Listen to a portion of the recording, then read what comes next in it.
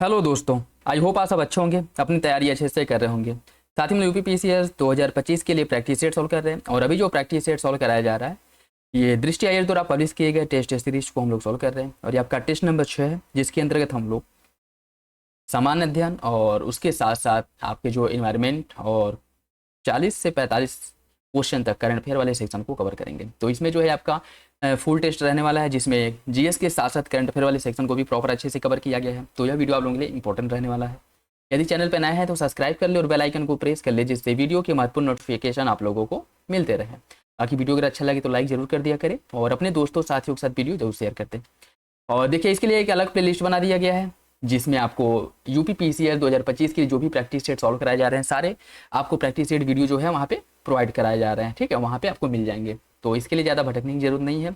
और UPPCS prelims 2025 के नाम से प्लेलिस्ट बना है, उसमें सारे वीडियोज आपको मिल जाएंगे। तो आई होप यह वीडियो आप लोगों को अच्छा लगे।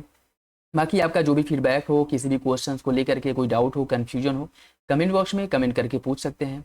तो चलिए इसी के साथ वीडियो की शुरुआत करते हैं। और जो भी क्वेश्चन सॉल्व कराए जाते हैं, आप कोशिश ये किया करिए कि मेरे आंसर बताने से पहले सारे क्वेश्चंस आप लोग अटेम्प्ट करें और एक बार एनालिसिस जरूर कर लिया करें कि कितने क्वेश्चंस आप लोगों के सही हो रहे हैं, जो भी गलत हो रहे हैं वो क्यों गलत हो रहे हैं और किस सेक्शन से गलत हो रहे हैं, ये ज़्यादा इंपॉर्टेंट है। ठीक है, तो चलिए इसी के साथ वीडियो की शुरुआत करते हैं। क्वेश्चन नंबर फर्स्ट देखिए, निम्नलिखित युग्मों में से कौन सा राष्ट्रीय उद्यान राज्य सही सुमेलित नहीं है? दाचीगाम जम्मू कश्मीर में है, ग्रेट हिमालय है हिमाचल प्रदेश में, नागरहोल कर्नाटक और गिंडी जो है केरल में है।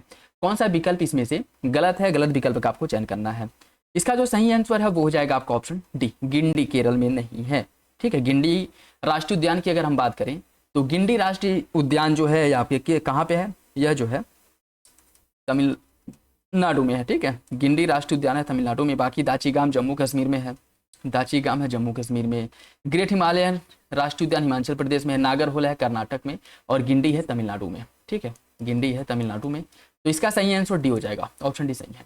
जलवायु परिवर्तन प्रदर्शन सूचकांक सीसीपीआई के बारे में देखिए, यह 63 देशों और यूरोपीय संघ की जलवायु शमन प्रदर्शन को ट्रैक करता है। यह प्रत्येक देश के प्रदर्शन का मूल्यांकन ग्रीन हाउस गैस का उत्सर्जन, नवीकरणीय ऊर्जा उपयोग और जलवायु नीति के आधार पर करता है। भारत 2025 के सीसीपीआई में 10वें स्थान पर था। कौन सा विकल्प इसमें से सही है? क्वेश्चन नंबर 2 की अगर हम बात करें, कौन सा विकल्प इसका सही होगा? इसका सही आंसर हो जाएगा आपका ऑप्शन डी, तीनों विकल्प सही है, तीनों विकल्प सही है। सीसीपीआई की अगर हम बात करें तो यह 63 देश और उसमें एक आपका यूरोपीय यूनियन है। इन देशों को रैंक के आधार पर मतलब जो रिपोर्ट जो प्रकाशित करता है उसके आधार पर जो है रैंकिंग देती है। ठीक है, और इसकी अगर हम बात करें, जर्मन वाच CAN इंटरनेशनल और न्यू क्लाइमेट इंस्टीट्यूट द्वारा इसका प्रकाशन किया जाता है। और यह जो सूचकांक है देशों का जो मूल्यांकन है 4 श्रेणियों में करता है। वो 4 श्रेणियां कौन कौन सी है, यह इंपॉर्टेंट है। पहला आपका है ग्रीन हाउस गैस का उत्सर्जन। ग्रीन हाउस गैस का उत्सर्जन जो है इसकी रैंकिंग की अगर बात करें, इसका जो कुल वेटेज है वो 40% है, 40% है। दूसरे नंबर पे आ जाएगा आपका नवीकरणीय रिन्यूएबल एनर्जी,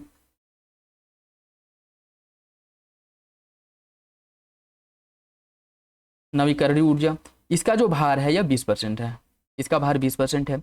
तीसरे नंबर पे है आपका ऊर्जा उपयोग, ऊर्जा का उपयोग किस आधार पर किया जा रहा है ये भी जो है रैंक में शामिल है और इसको भी 20% वेटेज दिया गया है। चौथे नंबर पे आ जाता है आपका जलवायु नीति, जलवायु नीति और इसको भी 20% दिया गया। ठीक है, तो सबसे अधिक जो भार है किसका है? ग्रीन हाउस गैस का है, इसका जो वेटेज है 40% है। नवीकरणीय ऊर्जा का 20% है, ऊर्जा उपयोग का है 20% और जलवायु नीति का है 20%। इसी के आधार पर सभी देशों को रैंकिंग दी जाती है। तो सही आंसर इसका डी हो जाएगा, तीनों विकल्प सही है। बाकी इसमें अगर हम बात करें 2025 में भारत की जो रैंकिंग है वो 10वीं है, लेकिन अब यह सर्वोत्तम प्रदर्शन करने वाले देशों में शामिल है। भारत जो है कुछ गिने चुने देशों में शामिल है जिसने उच्च प्रदर्शन किया है। उसके साथ साथ उत्सर्जन और ऊर्जा उपयोग में उच्च रेटिंग, जलवायु नीति के माध्यम से रेटिंग और नवीकरणीय ऊर्जा में जो श्रेणियां हैं उसके आधार पर बांटा जाता है और जो देश हैं उनको रैंकिंग दी जाती है। ठीक है, और बाकी आगे के जो 3 देश हैं टॉप 3, 1, 2 और 3, यह कोई भी देश अपनी जलवायु नीति को इतना बेहतर नहीं कर पाया है कि कोई भी किसी भी देश को पहला, दूसरा फिर तीसरा रैंक मिले। तो यह तीनों रैंक खाली हैं। चौथे नंबर पे जो है वो डेनमार्क है, डेनमार्क है। ठीक है, और इस आधार पे अगर हम देखें इन तीनों को अगर छोड़ दिया जाए तो भारत की जो रैंकिंग है वो 7वीं आ जाएगी। ठीक है, वैसे ओवरऑल भारत 10वें नंबर पे है। तीनों विकल्प इसका सही हो जाएगा। भारत के निम्नलिखित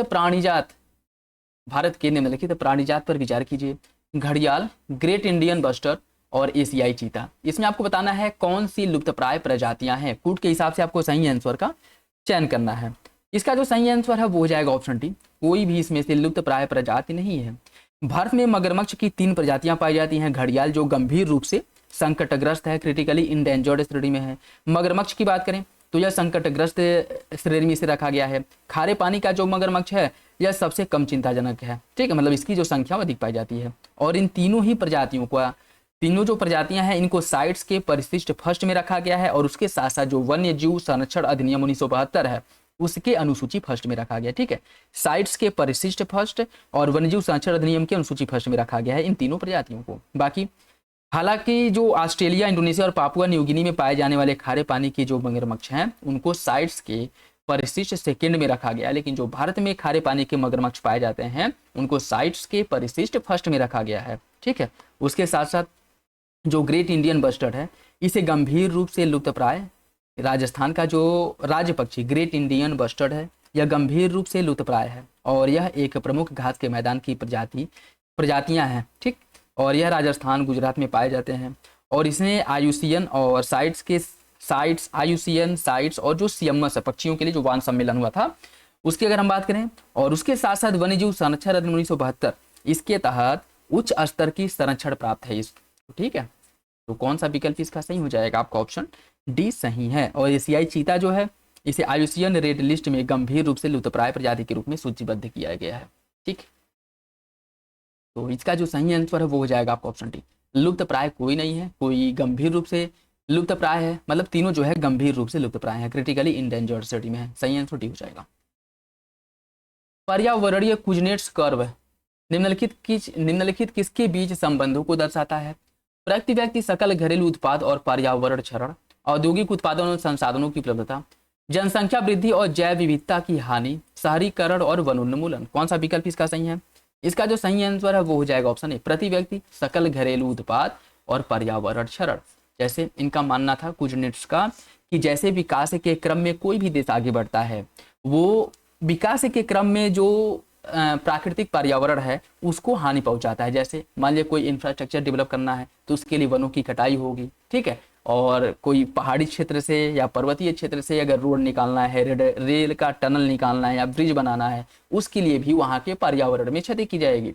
तो यही जो है कुजनेट्स ने एक कर्व के माध्यम से समझाया था कि प्रति व्यक्ति सकल घरेलू उत्पाद और पर्यावरणीय क्षरण इसमें नेगेटिव संबंध होता है, ठीक है। अगर प्रति व्यक्ति जैसे कोई भी देश विकास के क्रम में पर्यावरण की क्षति करता है तभी वो विकसित होता है। और आगे चल करके इन्होंने ये भी बताया था कि आगे चल करके जब कोई भी देश विकास के सर्वोच्च स्तर पर पहुंच जाता है तब वहां से उसके बाद वो पर्यावरण पर ध्यान देने लगता है और पर्यावरण के लिए जो भी मेजर डिसीजन है वो लेता है और कदम उठाता है। जैसे अगर हम वर्तमान समय में देखें तो चाइना जब वो भी विकासशील था और विकास के क्रम में था तो उसके द्वारा भी बहुत से पर्यावरणीय जो संसाधन है उसका क्षरण किया गया था, लेकिन एक समय के बाद उसने इन संसाधनों को पुनः बहाल करने की प्रक्रिया को प्रारंभ कर दिया था, ठीक है। तो याद रखिएगा सही आंसर इसका ये हो जाएगा।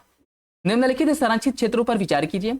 बांदीपुर, भीतरकनिका, इंद्रावती और रातापानी। इनमें आपको बताना है कौन टाइगर रिजर्व है या किसे टाइगर रिजर्व घोषित किया गया है। कूट के हिसाब से आपको सही आंसर का चयन करना है।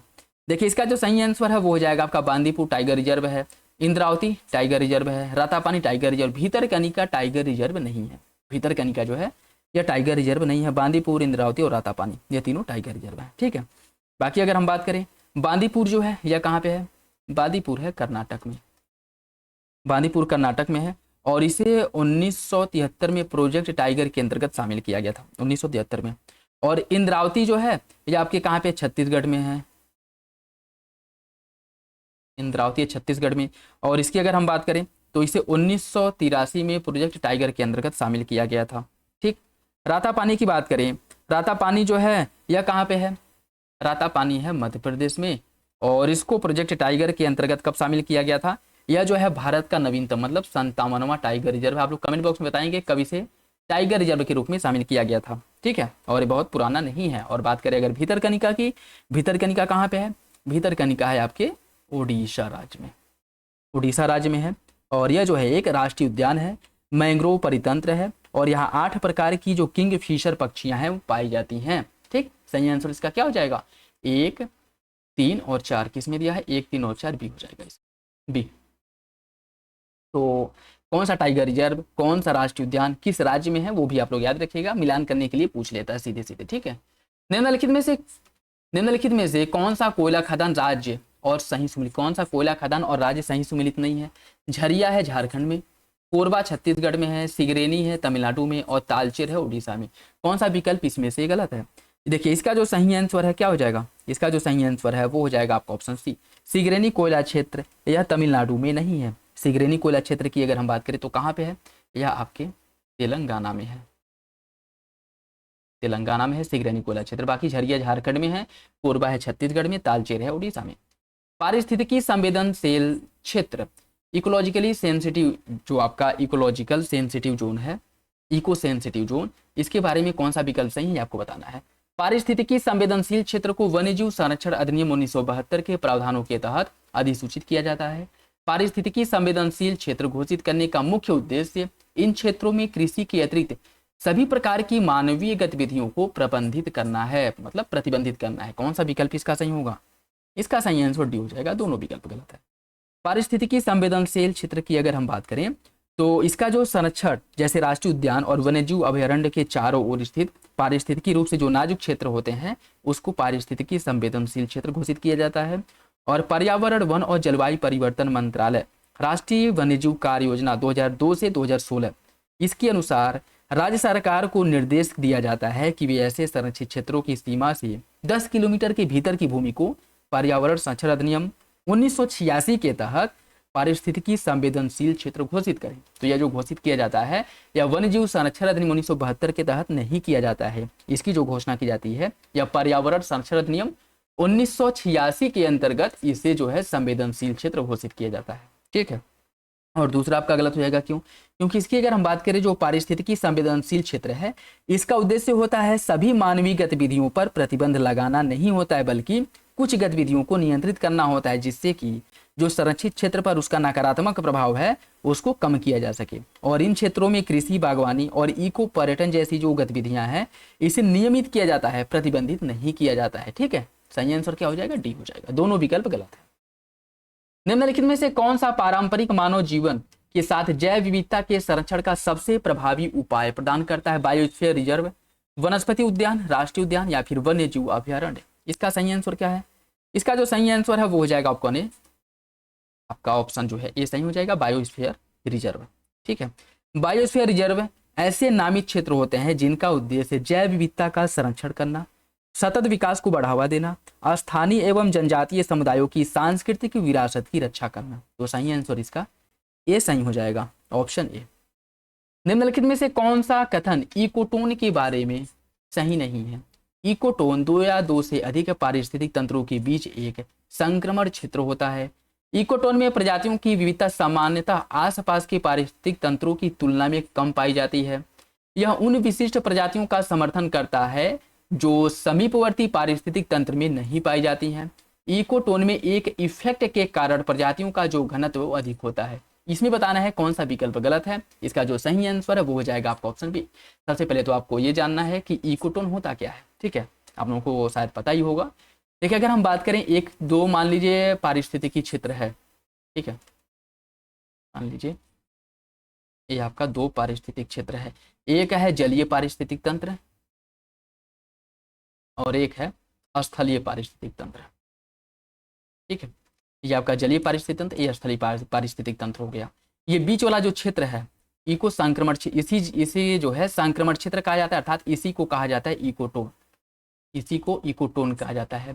और इसकी विशेषता ये होती है कि यहाँ पर जो आपका जलीय पारिस्थितिक तंत्र है इसकी भी विशेषता देखने को मिलेगी, जो स्थलीय पारिस्थितिक तंत्र है इसकी भी विशेषता देखने को मिलेगी। यहाँ पर जो जैव विविधता है वो अधिक पाई जाती है। ठीक है, क्योंकि यहाँ पर ये दोनों प्रकार की प्रजातियां जलीय और स्थलीय पाई जाती हैं। उसके साथ साथ कुछ अन्य भी प्रजातियों की वनस्पतियां या जीव जंतु पाए जाते हैं जो ना या तो यहाँ पे पाई जाती है और ना ही यहाँ पे पाई जाती है। ठीक है, तो यह जो है अपने आप में विशिष्ट होता है। यह दोनों के बीच में एक संक्रमण क्षेत्र होता है। यहाँ पर जो जैव विविधता है अधिक पाई जाती है, पादपों की संख्या अधिक पाई जाती है, कुछ नए पादप कुछ नए जीव जंतु पाए जाते हैं, और इसी जो संक्रमणकालीन क्षेत्र है इसी संक्रमण क्षेत्र को इकोटोन कहा जाता है। तो दूसरे में क्या कह रहा है कि इसमें जो है इस पारिस्थितिक तंत्र में अन्य की तुलना में जो जैव विविधता या प्रजातियों की जो विविधता है वो कम पाई जाती है। ये गलत है, कम नहीं अधिक पाई जाती है। ठीक है, ये अधिक है, तो ये आपका गलत हो जाएगा। बाकी तीनों विकल्प इकोटोन के बारे में सही है। निम्नलिखित में से कौन सी स्थिति कमेंसलिज्म है? ये कमेंसलिज्म है। कौन सी स्थिति कमेंसलिज्म अर्थात सहभोजिता को सबसे अच्छी तरह से वर्णित करता है? एक प्रजाति को लाभ होता है जबकि दूसरी अप्रभावित रहती है। दोनों प्रजातियों को पारस्परिक क्रिया से लाभ होता है। एक प्रजाति को लाभ होता है जबकि दूसरी को हानि होता है। दोनों प्रजातियों को हानि होता है। कौन सा विकल्प इसमें से सही है? इसका जो सही आंसर है क्या होगा? देखिए, इसका जो सही आंसर है वो हो जाएगा आपका ऑप्शन है कमेंसलिज्म, या जिसे सहभोजिता कहा जाता है। इसमें एक प्रजाति को लाभ होता है और दूसरे प्रजातियों के ऊपर जो दूसरा प्रजाति होता है इसके ऊपर कोई प्रभाव नहीं पड़ता। ठीक है, इसकी अगर हम इसका उदाहरण अगर हम देखें तो जैसे जो पशुएं चढ़ते हैं घास के मैदान में, आपने नोटिस किया होगा कि जब वो चढ़ते हैं तो उनके खुर जो होते हैं, उनका पैर जो होता है, उससे वहाँ की जो मिट्टी है, खेत हो गया या फिर जो खाली मैदान है जहाँ पे वो चर रहे हैं, ठीक है, वो हट जाते हैं। और वो जब मिट्टियाँ हटती हैं तो उनके पीछे बहुत से पक्षी घूमते रहते हैं। उन पर मिट्टियों के नीचे जो छोटे मोटे कीड़े मकोड़े होते हैं उनका भोजन होता है।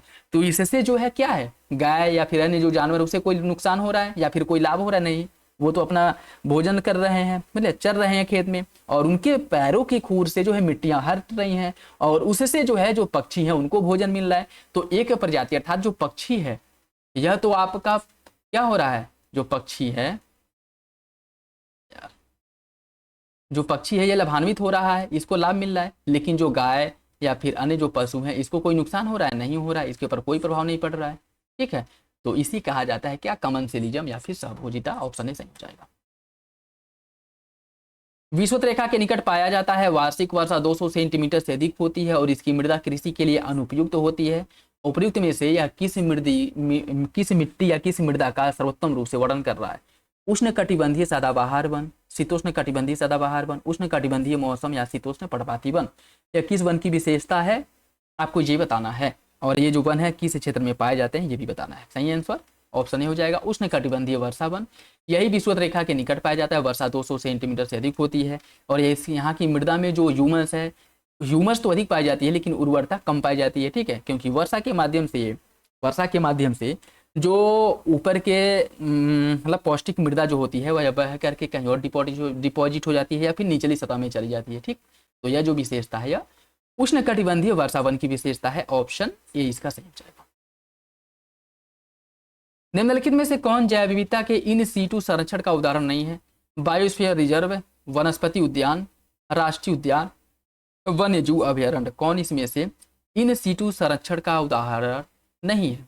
इसका सही आंसर क्या है? इसका सही आंसर हो जाएगा ऑप्शन बी, वनस्पति उद्यान, अर्थात जिसे कहा जाता है बोटेनिकल गार्डन। यह इक्स सीटू संरक्षण का विधि है। ठीक है, इक्स सीटू या बाह्य स्थानिक संरक्षण की एक प्रक्रिया, एक विधि है। बाकी बायोस्फीयर रिजर्व हो गया, आपका राष्ट्रीय उद्यान हो गया और वन्यजीव अभयारण्य, यह तीनों इन सीटू संरक्षण की विधियां हैं। और यह इन सीटू इक्स सीटू है क्या?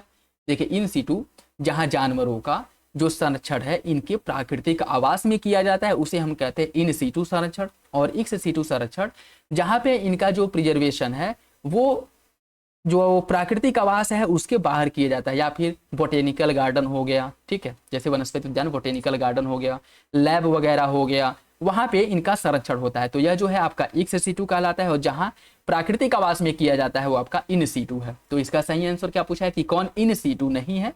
तो वो हो जाएगा आपका वनस्पति उद्यान अर्थात बोटेनिकल गार्डन। भारत किस वर्ष रामसर अभिसमय का हस्ताक्षरकर्ता बना था? किस वर्ष भारत द्वारा हस्ताक्षर किया गया था? 1971, 72, 80 या फिर 82? इसका सही आंसर क्या है?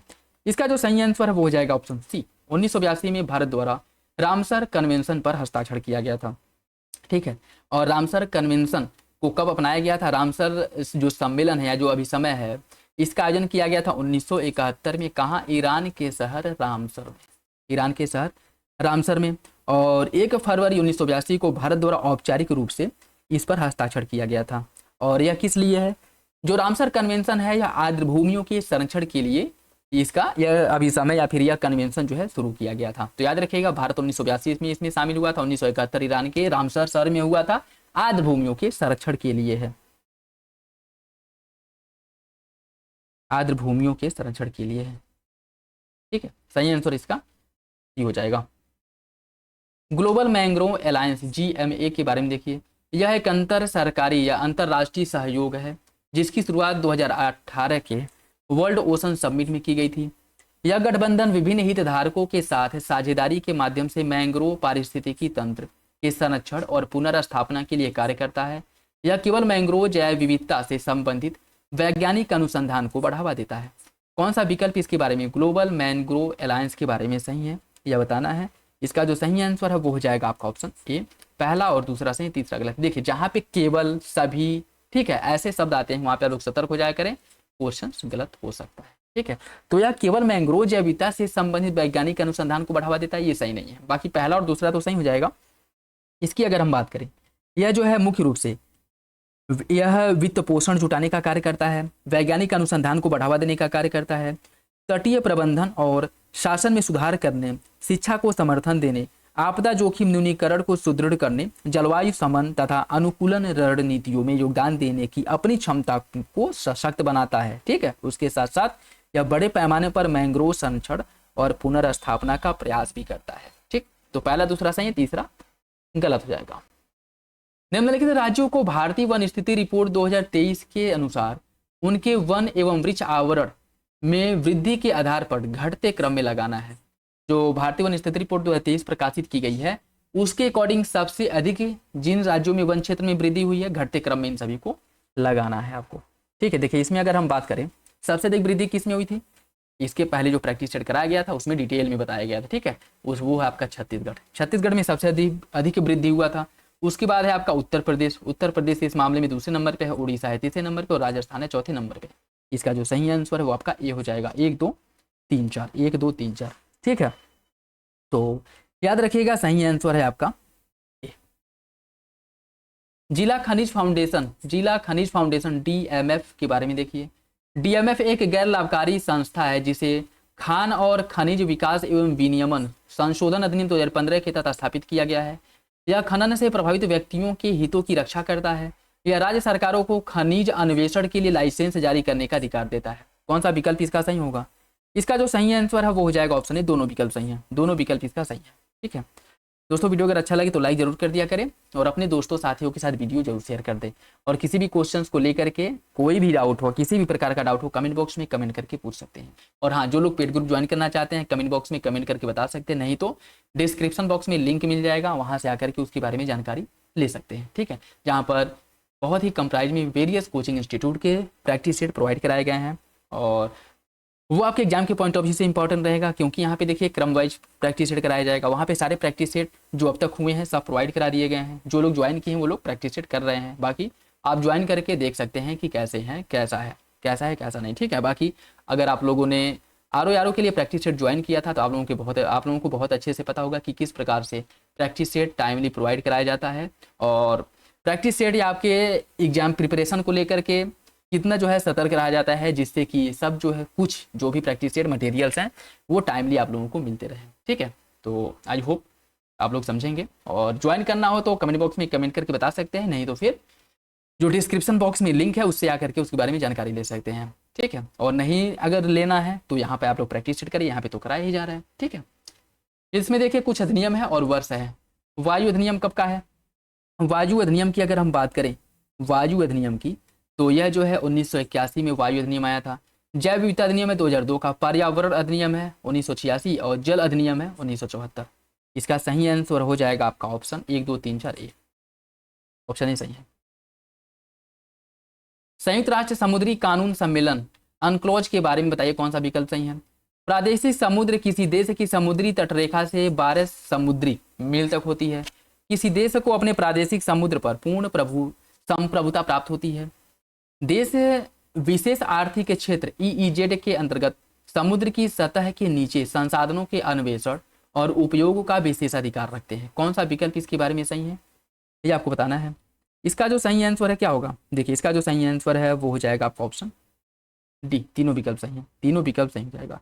संयुक्त राष्ट्र समुद्री कानून सम्मेलन, इसके अंतर्गत किसी तटीय देश का प्रादेशिक समुद्र उसकी आधार रेखा से 12 समुद्री मील तक होता है और इस क्षेत्र पर तटीय देश को उसके हवाई क्षेत्र, समुद्र तल और उपमृदा सहित पूर्ण संप्रभुता प्राप्त होता है। और विशेष आर्थिक क्षेत्र जो है यह 200 समुद्री मील तक होता है। विशेष आर्थिक क्षेत्र जो है यह 200 समुद्री मील तक फैला होता है और इसके भीतर कोई भी देश, मतलब जिस देश से के तट के करीब यह है, वह देश समुद्र तल और सतह के नीचे प्राकृतिक संसाधनों पर विशेष आर्थिक अधिकार प्राप्त करता है। ठीक है, इसका सही आंसर डी हो जाएगा, दोनों विकल्प सही हैं। तो प्रादेशिक समुद्री रेखा 12 मील तक होती है और विशेष आर्थिक क्षेत्र 200 मील तक होता है, याद रखिएगा। जैव विविधता कन्वेंशन CBD 16 के पक्षकार सम्मेलन जो COP16 हुआ था, इसका आयोजन कहाँ किया गया था? कैली, अस्ताना, आबू धाबी या फिर कुनमिंग? इसका सही आंसर क्या हो जाएगा? इसका सही आंसर हो जाएगा ऑप्शन ए, कैली में हुआ था। कैली कहाँ पे है? कैली की अगर हम बात करें तो कैली कोलंबिया में है और यहीं पर COP16 जैव विविधता पर कन्वेंशन जो CBD है इसका आयोजन किया गया था। सही आंसर इसका जो है वो आपका ए हो जाएगा। गन्ने के संदर्भ में निम्नलिखित कथनों पर विचार कीजिए। गन्ना कटाई के लिए लगभग 10 से 12 महीने में तैयार होता है। इसके लिए उष्ण और आर्द्र जलवायु की आवश्यकता होती है जिसमें तापमान 21 से 27 डिग्री सेंटीग्रेड के बीच में होना चाहिए और उत्तर प्रदेश भारत का सबसे बड़ा गन्ना उत्पादक राज्य है। कौन सा विकल्प इसके बारे में सही है? इसका जो सही आंसर वो डी हो जाएगा, तीनों विकल्प सही हैं। ठीक है, गन्ना जो है लगभग 10 से 12 महीने में कटता है, मतलब लगभग 1 साल में तैयार होता है और इसके लिए उष्ण एवं आर्द्र जलवायु की आवश्यकता होती है, ये बात भी ठीक है। और तापमान 21 से लेकर के 27 डिग्री सेंटीग्रेड होना चाहिए, ये बात भी ठीक है। तीनों विकल्प सही हो जाएगा और आप लोगों को पता ही है कि उत्तर प्रदेश गन्ने का सबसे बड़ा उत्पादक राज्य है, तो तीनों विकल्प इसका सही हो जाएगा। पादप प्लवक के संदर्भ में निम्नलिखित कथनों पर विचार कीजिए। पादप प्लवक ऐसे पौधे होते हैं जो लवड़ी और स्वच्छ दोनों प्रकार के जल में जीवित रह सकते हैं। वे अधिकांशतः एक कोशिकीय जीव होते हैं। कौन सा विकल्प पादप प्लवकों के बारे में सही है? इसका सही आंसर सी हो जाएगा, दोनों विकल्प सही हैं। पादप प्लवक जो है यह लवणीय जल और स्वच्छ जल दोनों जल में सर्वाइव कर सकते हैं, मतलब जीवित रह सकते हैं और यह ज्यादातर एक कोशिकीय होते हैं, ज्यादातर जो है यह एक कोशिकीय होते हैं, तो सही आंसर सी हो जाएगा। हाथियों की अवैध हत्या की निगरानी माइक कार्यक्रम निम्नलिखित में से किस संगठन की पहल है? माइक कार्यक्रम की शुरुआत की गई थी। हाथियों की जो मानव हाथियों की जो मतलब भिड़ंत हो रही थी, टकराव हो रहा था, इसको कम करने के लिए या फिर हाथियों की जो पोचिंग की जा रही थी उनके दांतों के लिए, इसको रोकने के लिए माइक कार्यक्रम चलाया गया था। किसके द्वारा चलाया गया था यह बताना है। इसका जो सही आंसर है वो है आपका सी हो जाएगा, साइट्स द्वारा इसे चलाया गया था माइक कार्यक्रम, तो सही आंसर इसका जो है वो आपका सी हो जाएगा, याद रखिएगा, इंपॉर्टेंट है। और इसे कब शुरू किया गया था इसकी अगर हम बात करें तो साइट्स द्वारा इसे प्रारंभ किया गया था, जिसे 1997 में 10वें पक्षकार सम्मेलन जो COP10 हुआ था इसमें इसे पारित किया गया था। ठीक है, सही आंसर इसका सी है, ऑप्शन सी।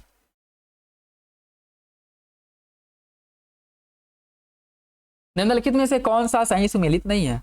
कुछ भारतीय, कुछ संगठन और स्थापना वर्ष। भारतीय वनस्पति सर्वेक्षण, इसका स्थापना 1890, भारतीय प्राणी सर्वेक्षण 1990, भारतीय वन सर्वेक्षण 1981 और केंद्रीय चिड़ियाघर प्राधिकरण 1992। कौन सा इसमें से सुमेलित नहीं है यह आपको बताना है। इसका सही आंसर भी हो जाएगा भारतीय प्राणी सर्वेक्षण 1990, ये आपका गलत है।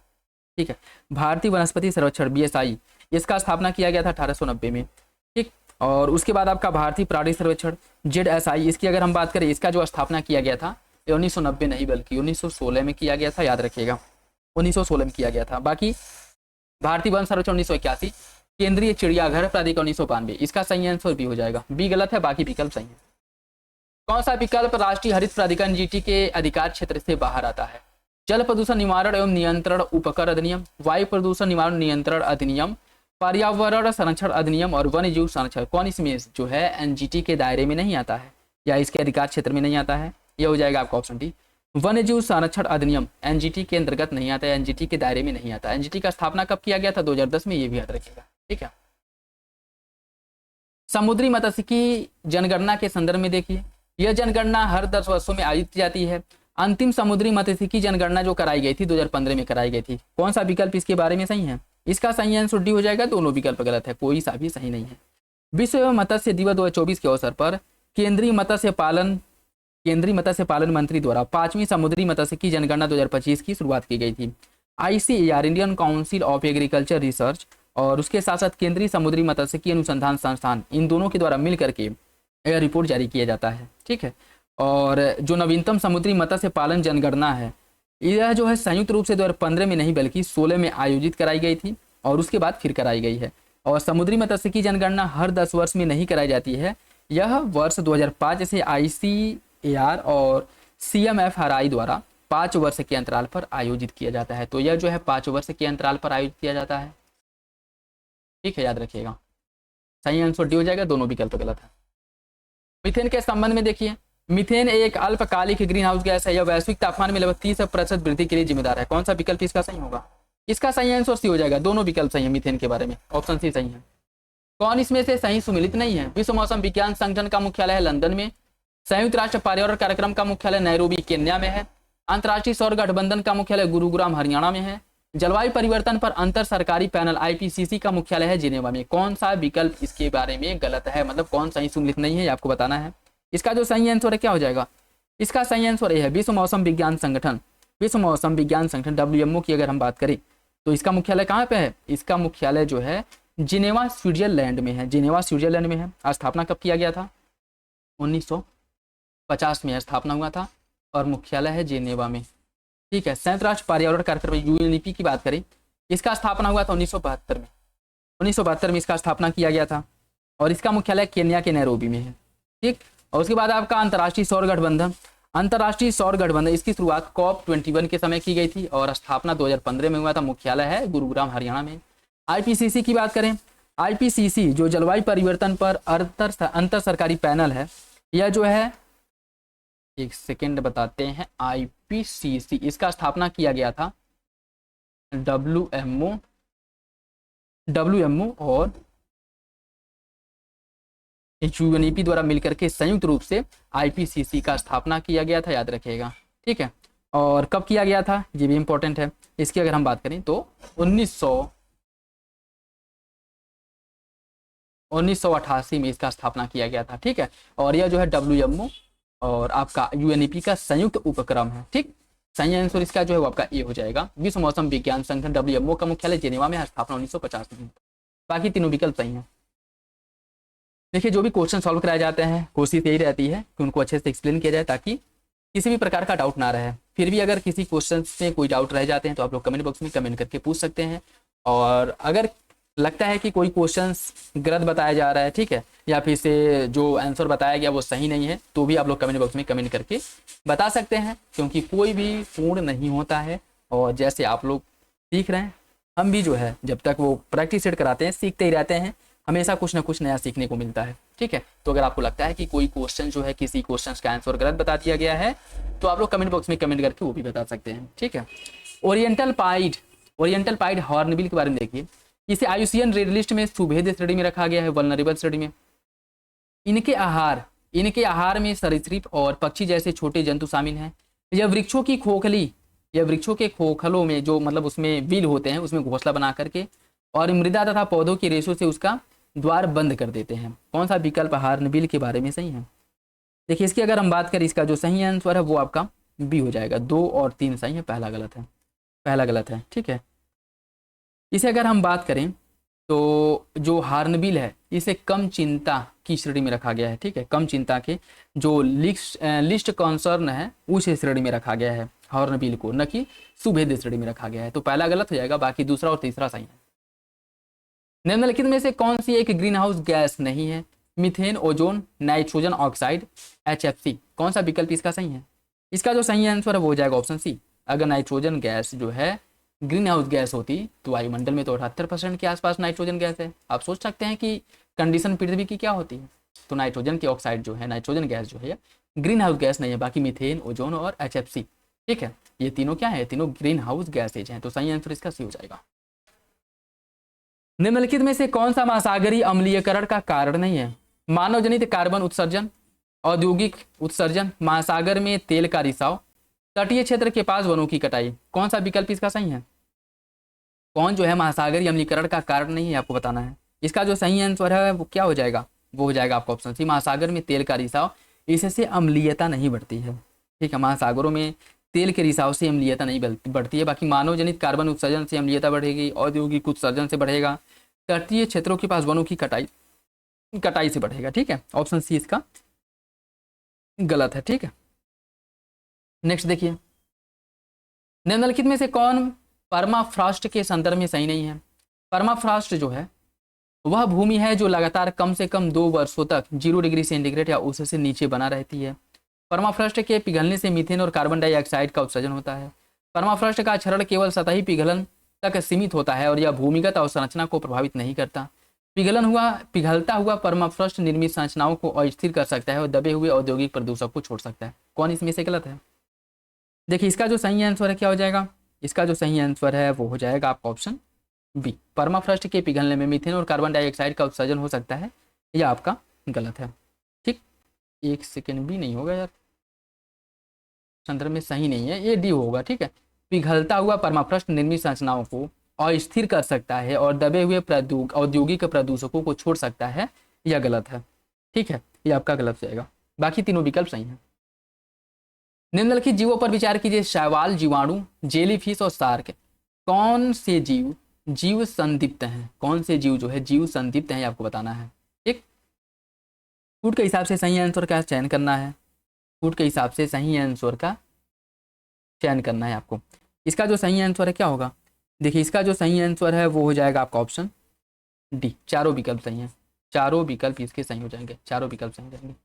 एक सेकेंड यार, इसमें मुझे कुछ परमाफ्रॉस्ट के बारे में कौन सा कथन परमाफ्रॉस्ट का,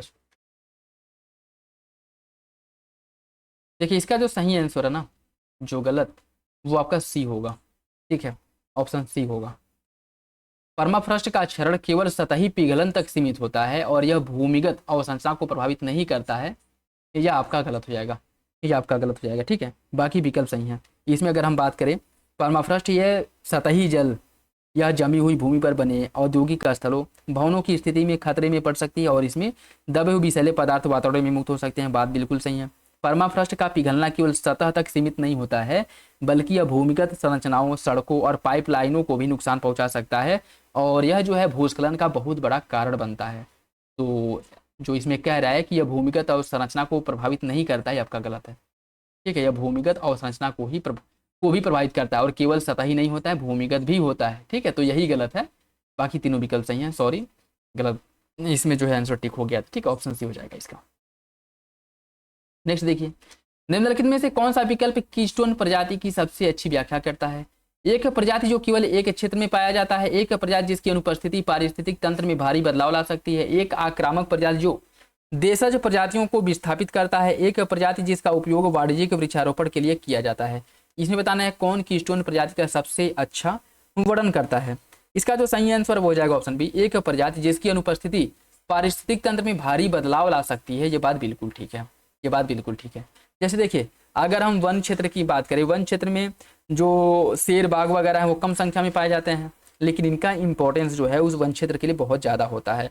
अगर मान लीजिए बाघ या शेर जो है, ये दोनों जो प्रजातियां हैं, ये वनों से एकाएक विलुप्त हो जाएं तो इससे क्या होगा? जो शाकाहारी जीव जंतु उनकी संख्या बढ़ जाएगी। इनकी संख्या बढ़ेगी तो इसका निगेटिव इम्पैक्ट किस पर पड़ेगा? जो पादप वगैरह है, जो घास वगैरह उगते हैं, जो छोटे छोटे पौधे उगते हैं, इस पर निगेटिव इम्पैक्ट पड़ेगा क्योंकि इनकी संख्या बढ़ जाएगी। तो यह इसको पूरी तरह समाप्त कर देंगे, पूरी तरह समाप्त कर देंगे तो पादप तो जीरो हो जाएंगे, पादप जीरो हो जाएंगे तो इनकी उत्तरजीविता प्रभावित होगी। इसकी जो शाकाहारी जीव हैं, इनको खाने के लिए कुछ नहीं मिलेगा, तो यह भी जो है धीरे धीरे क्या होते रहेंगे? मरते रहेंगे, मरने लगेंगे। तो पर्यावरण में संतुलन बनाए रखने के लिए जो कीस्टोन प्रजातियां हैं उनकी भूमिका बहुत ही महत्वपूर्ण होती है। यह पर्यावरण में संतुलन बनाए रखने का कार्य करते हैं। जैसे यह जो है, जो शाकाहारी जीव जंतु हैं, इनको खाते हैं तो ऐसा नहीं है कि बिल्कुल विलुप्त ही हो जाते हैं, मतलब इनकी संख्या एक स्तर तक बनी रहती है और यह जो है इन शाकाहारी पादपों का जो है भक्षण करते हैं। ठीक, और यह जो है करते रहते हैं, ये उगते रहते हैं, तो इनकी संख्या बहुत अधिक बढ़ नहीं पाती है जिससे कि यह समाप्त हो जाए। ठीक है, और यह जो है बाघ, शेर बहुत अधिक नहीं पाए जाते हैं जिससे कि बहुत अधिक तादाद में पाए जा रहे हैं, पूरे वन के जो शाकाहारी जीव हैं उनको ही खा जा रहे हैं। तो कीस्टोन प्रजातियां की संख्या जो है कम होती, बहुत कम होती है, लेकिन इनका जो प्रभाव है बहुत ज्यादा होता है, बहुत व्यापक होता है। सही आंसर भी हो जाएगा। जैव विविधता हॉटस्पॉट के बारे में देखिए, यह ऐसे क्षेत्र होते हैं जहां प्रजातियों की अधिकता और स्थानिकता पाई जाती है। भारत में 4 जैव विविधता हॉटस्पॉट हैं। पश्चिमी घाट और इंडो गंगा के मैदान जैव विविधता हॉटस्पॉट है। कौन सा विकल्प इसके बारे में सही होगा? फूड के हिसाब से आपको सही आंसर का चयन करना है। इसका जो सही आंसर वो भी हो जाएगा, पहला और दूसरा सही, तीसरा गलत है। पश्चिम घाट और इंडो गंगा का मैदान जैव विविधता हॉटस्पॉट है, ये आपका गलत है। ठीक है, यह गलत हो जाएगा। भारत की जो 4 जैव विविधता हॉट स्पॉट हैं वो कौन कौन से हैं? इसमें आ जाएगा आपका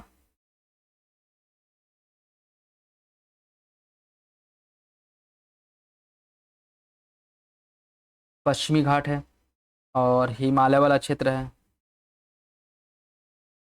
हिमालयी क्षेत्र है, इंडो बर्मा क्षेत्र है, और आपका सुंडालैंड अर्थात जो निकोबार वाला, अंडमान निकोबार वाला क्षेत्र आता है, ये सब, ये चारों जो है भारत के हॉट स्पॉट क्षेत्र हैं। ठीक, तो सही आंसर इसका हो जाएगा बी, पहला दूसरा सही है, तीसरा गलत है। निम्नलिखित में से कौन से जीव पारिस्थितिक तंत्र में उत्पादक होते हैं? शैवाल, जीवाणु, घास या फिर कवक? फूड के हिसाब से बताइए सही आंसर इसका क्या होगा। इसका जो सही आंसर है वो हो जाएगा आपका ऑप्शन सी। इसमें शैवाल और आपके घास के मैदान और जीवाणु, यह जो है पारिस्थितिक तंत्र में उत्पादक होते हैं, बाकी कवक जो है उत्पादक नहीं होते। सही आंसर इसका सी हो जाएगा, ऑप्शन सी। प्राथमिक उत्पादक जो प्राइमरी प्रोड्यूसर हैं, ये हरे पौधे, कुछ प्रकार के जीवाणु और शैवाल होते हैं। और यह जीव जो है सरल कार्बनिक पदार्थों जैसे कार्बन डाइऑक्साइड और जल से प्रकाश संश्लेषण की प्रक्रिया और कार्बोहाइड्रेट्स का निर्माण करते हैं। ठीक है, बाकी शैवाल की अगर हम बात करें, स्थलीय पारिस्थितिक तंत्र में उत्पादक मुख्यतः घास जैसे शाकीय और वृक्षी पौधे होते हैं। जल आधारित पारिस्थितिक तंत्र में सूक्ष्म शैवाल प्रमुख उत्पादक होते हैं। और इसमें क्या पूछा है, निम्नलिखित में से कौन से जीव पारिस्थितिक तंत्र में उत्पादक होते हैं? ठीक है, तो कवक नहीं आता है, शैवाल, घास और जीवाणु, ये तीनों आते हैं, कवक नहीं है। ठीक, तो सही आंसर इसका हो जाएगा सी।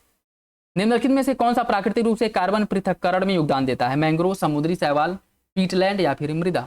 कौन सा विकल्प इसका सही होगा? इसका सही आंसर डी हो जाएगा। यह चारों जो है योगदान देते हैं, यह चारों योगदान देते हैं। ठीक, सही आंसर इसका डी हो जाएगा। पारिस्थितिकी अनुक्रमण के बारे में देखिए, यह एक प्राकृतिक प्रक्रिया है जिसके द्वारा पारिस्थितिक तंत्र समय के साथ परिवर्तित और विकसित होती है। प्राथमिक अनुक्रम उन क्षेत्रों में होता है जहां पहले कोई जीवन न रहा हो। द्वितीय अनुक्रम उन क्षेत्रों में होता है जहां पहले जीवन था लेकिन वह किसी कारणवश बाधित हो गया है। कौन सा विकल्प इसके बारे में सही होगा? कूट के हिसाब से आपको सही आंसर का चयन करना है। देखिए, इसका सही आंसर डी हो जाएगा, तीनों विकल्प सही है। पहले तो आप लोग ये जानिए कि जो पारिस्थितिक अनुक्रम है यह होता क्या है। ठीक है, देखिए, मान लीजिए किसी क्षेत्र में ज्वालामुखी उद्गार हुआ, किसी क्षेत्र में ज्वालामुखी उद्गार हुआ, यह लावा दूर तक फैला, और यह जो है एक समय के बाद जब लावा ठंडा हुआ तो यह चट्टान बन गया, यह चट्टान बन गया। तो ये तो नवीन चट्टान है जो ज्वालामुखी उद्गार के बाद निर्मित हुआ है। तो इस पर क्या है कि बहुत छोटे छोटे शैवाल और फिर से जो कवक, ये फंगस वगैरह इस पे पनपेंगे, और धीरे धीरे इसके बाद छोटे छोटे पादप आएंगे, फिर बड़े वृक्ष आएंगे। ठीक है, उसके बाद और बड़े वृक्ष आएंगे।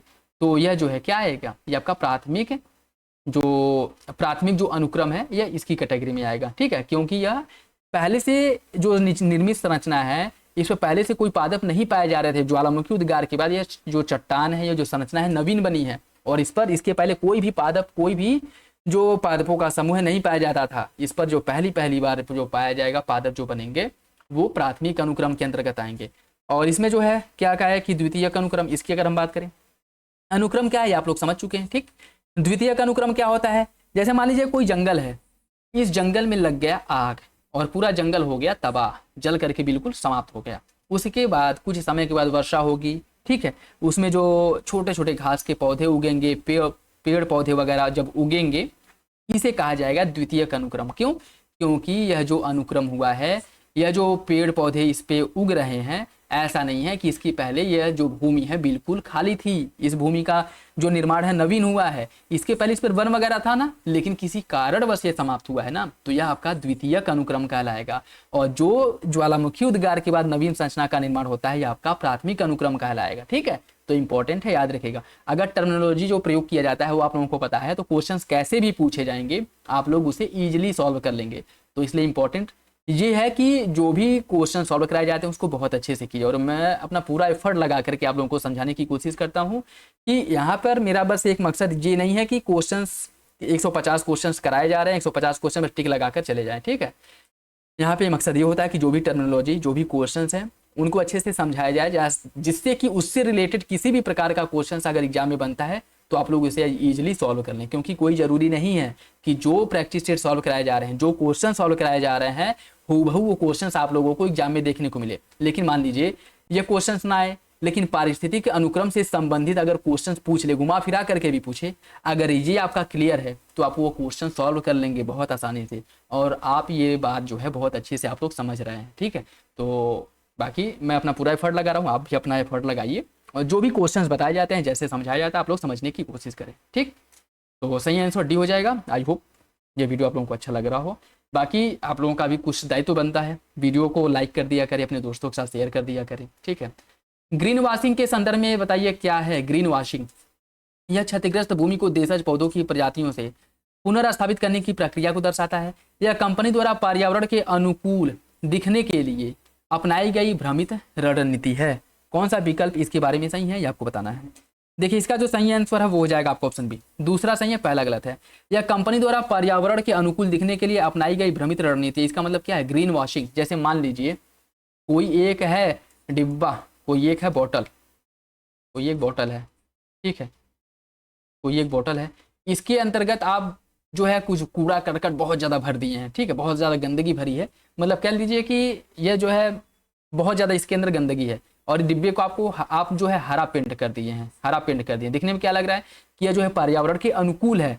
बाहर से देखने पे ये नहीं पता चल रहा है कि इसके अंदर कितनी गंदगी भरी जो पर्यावरण को कितनी क्षति पहुंचा सकती है, लेकिन अगर बाहर से देख रहे हैं तो ये हरा दिख रहा है, मतलब कि आप क्या सोच रहे हैं कि ये तो पर्यावरण के अनुकूल है ऐसा। और यही काम करती हैं कंपनियां, यह कागजों पे ऐसे दिखाती हैं कि यह पर्यावरण के लिए बहुत से काम कर रही, बहुत अच्छी काम कर रही हैं, लेकिन वास्तविकता ये होती है कि ऐसा कुछ नहीं होता है। इसी को कहा जाता है ग्रीन वॉशिंग। जैसे जो कंपनियां किसी चीज का उत्पादन कर रही हैं, उत्पादन करने की प्रक्रिया में पर्यावरण को तो क्षति पहुंचाती है ना, तो यह एक इंटरनेशनल लॉ ये है कि जो कंपनियां ये पर्यावरण की क्षति करती हैं वह अपने जो इनका राजस्व है उसमें से कुछ पैसे निकाल करके, एक रकम निकाल करके पर्यावरण को पुनर्स्थापित करने का काम करेंगे। लेकिन कंपनियां ये नहीं करती हैं और ये करने से बचती हैं, ठीक है, जिससे कि इनके पैसे खर्च ना हो।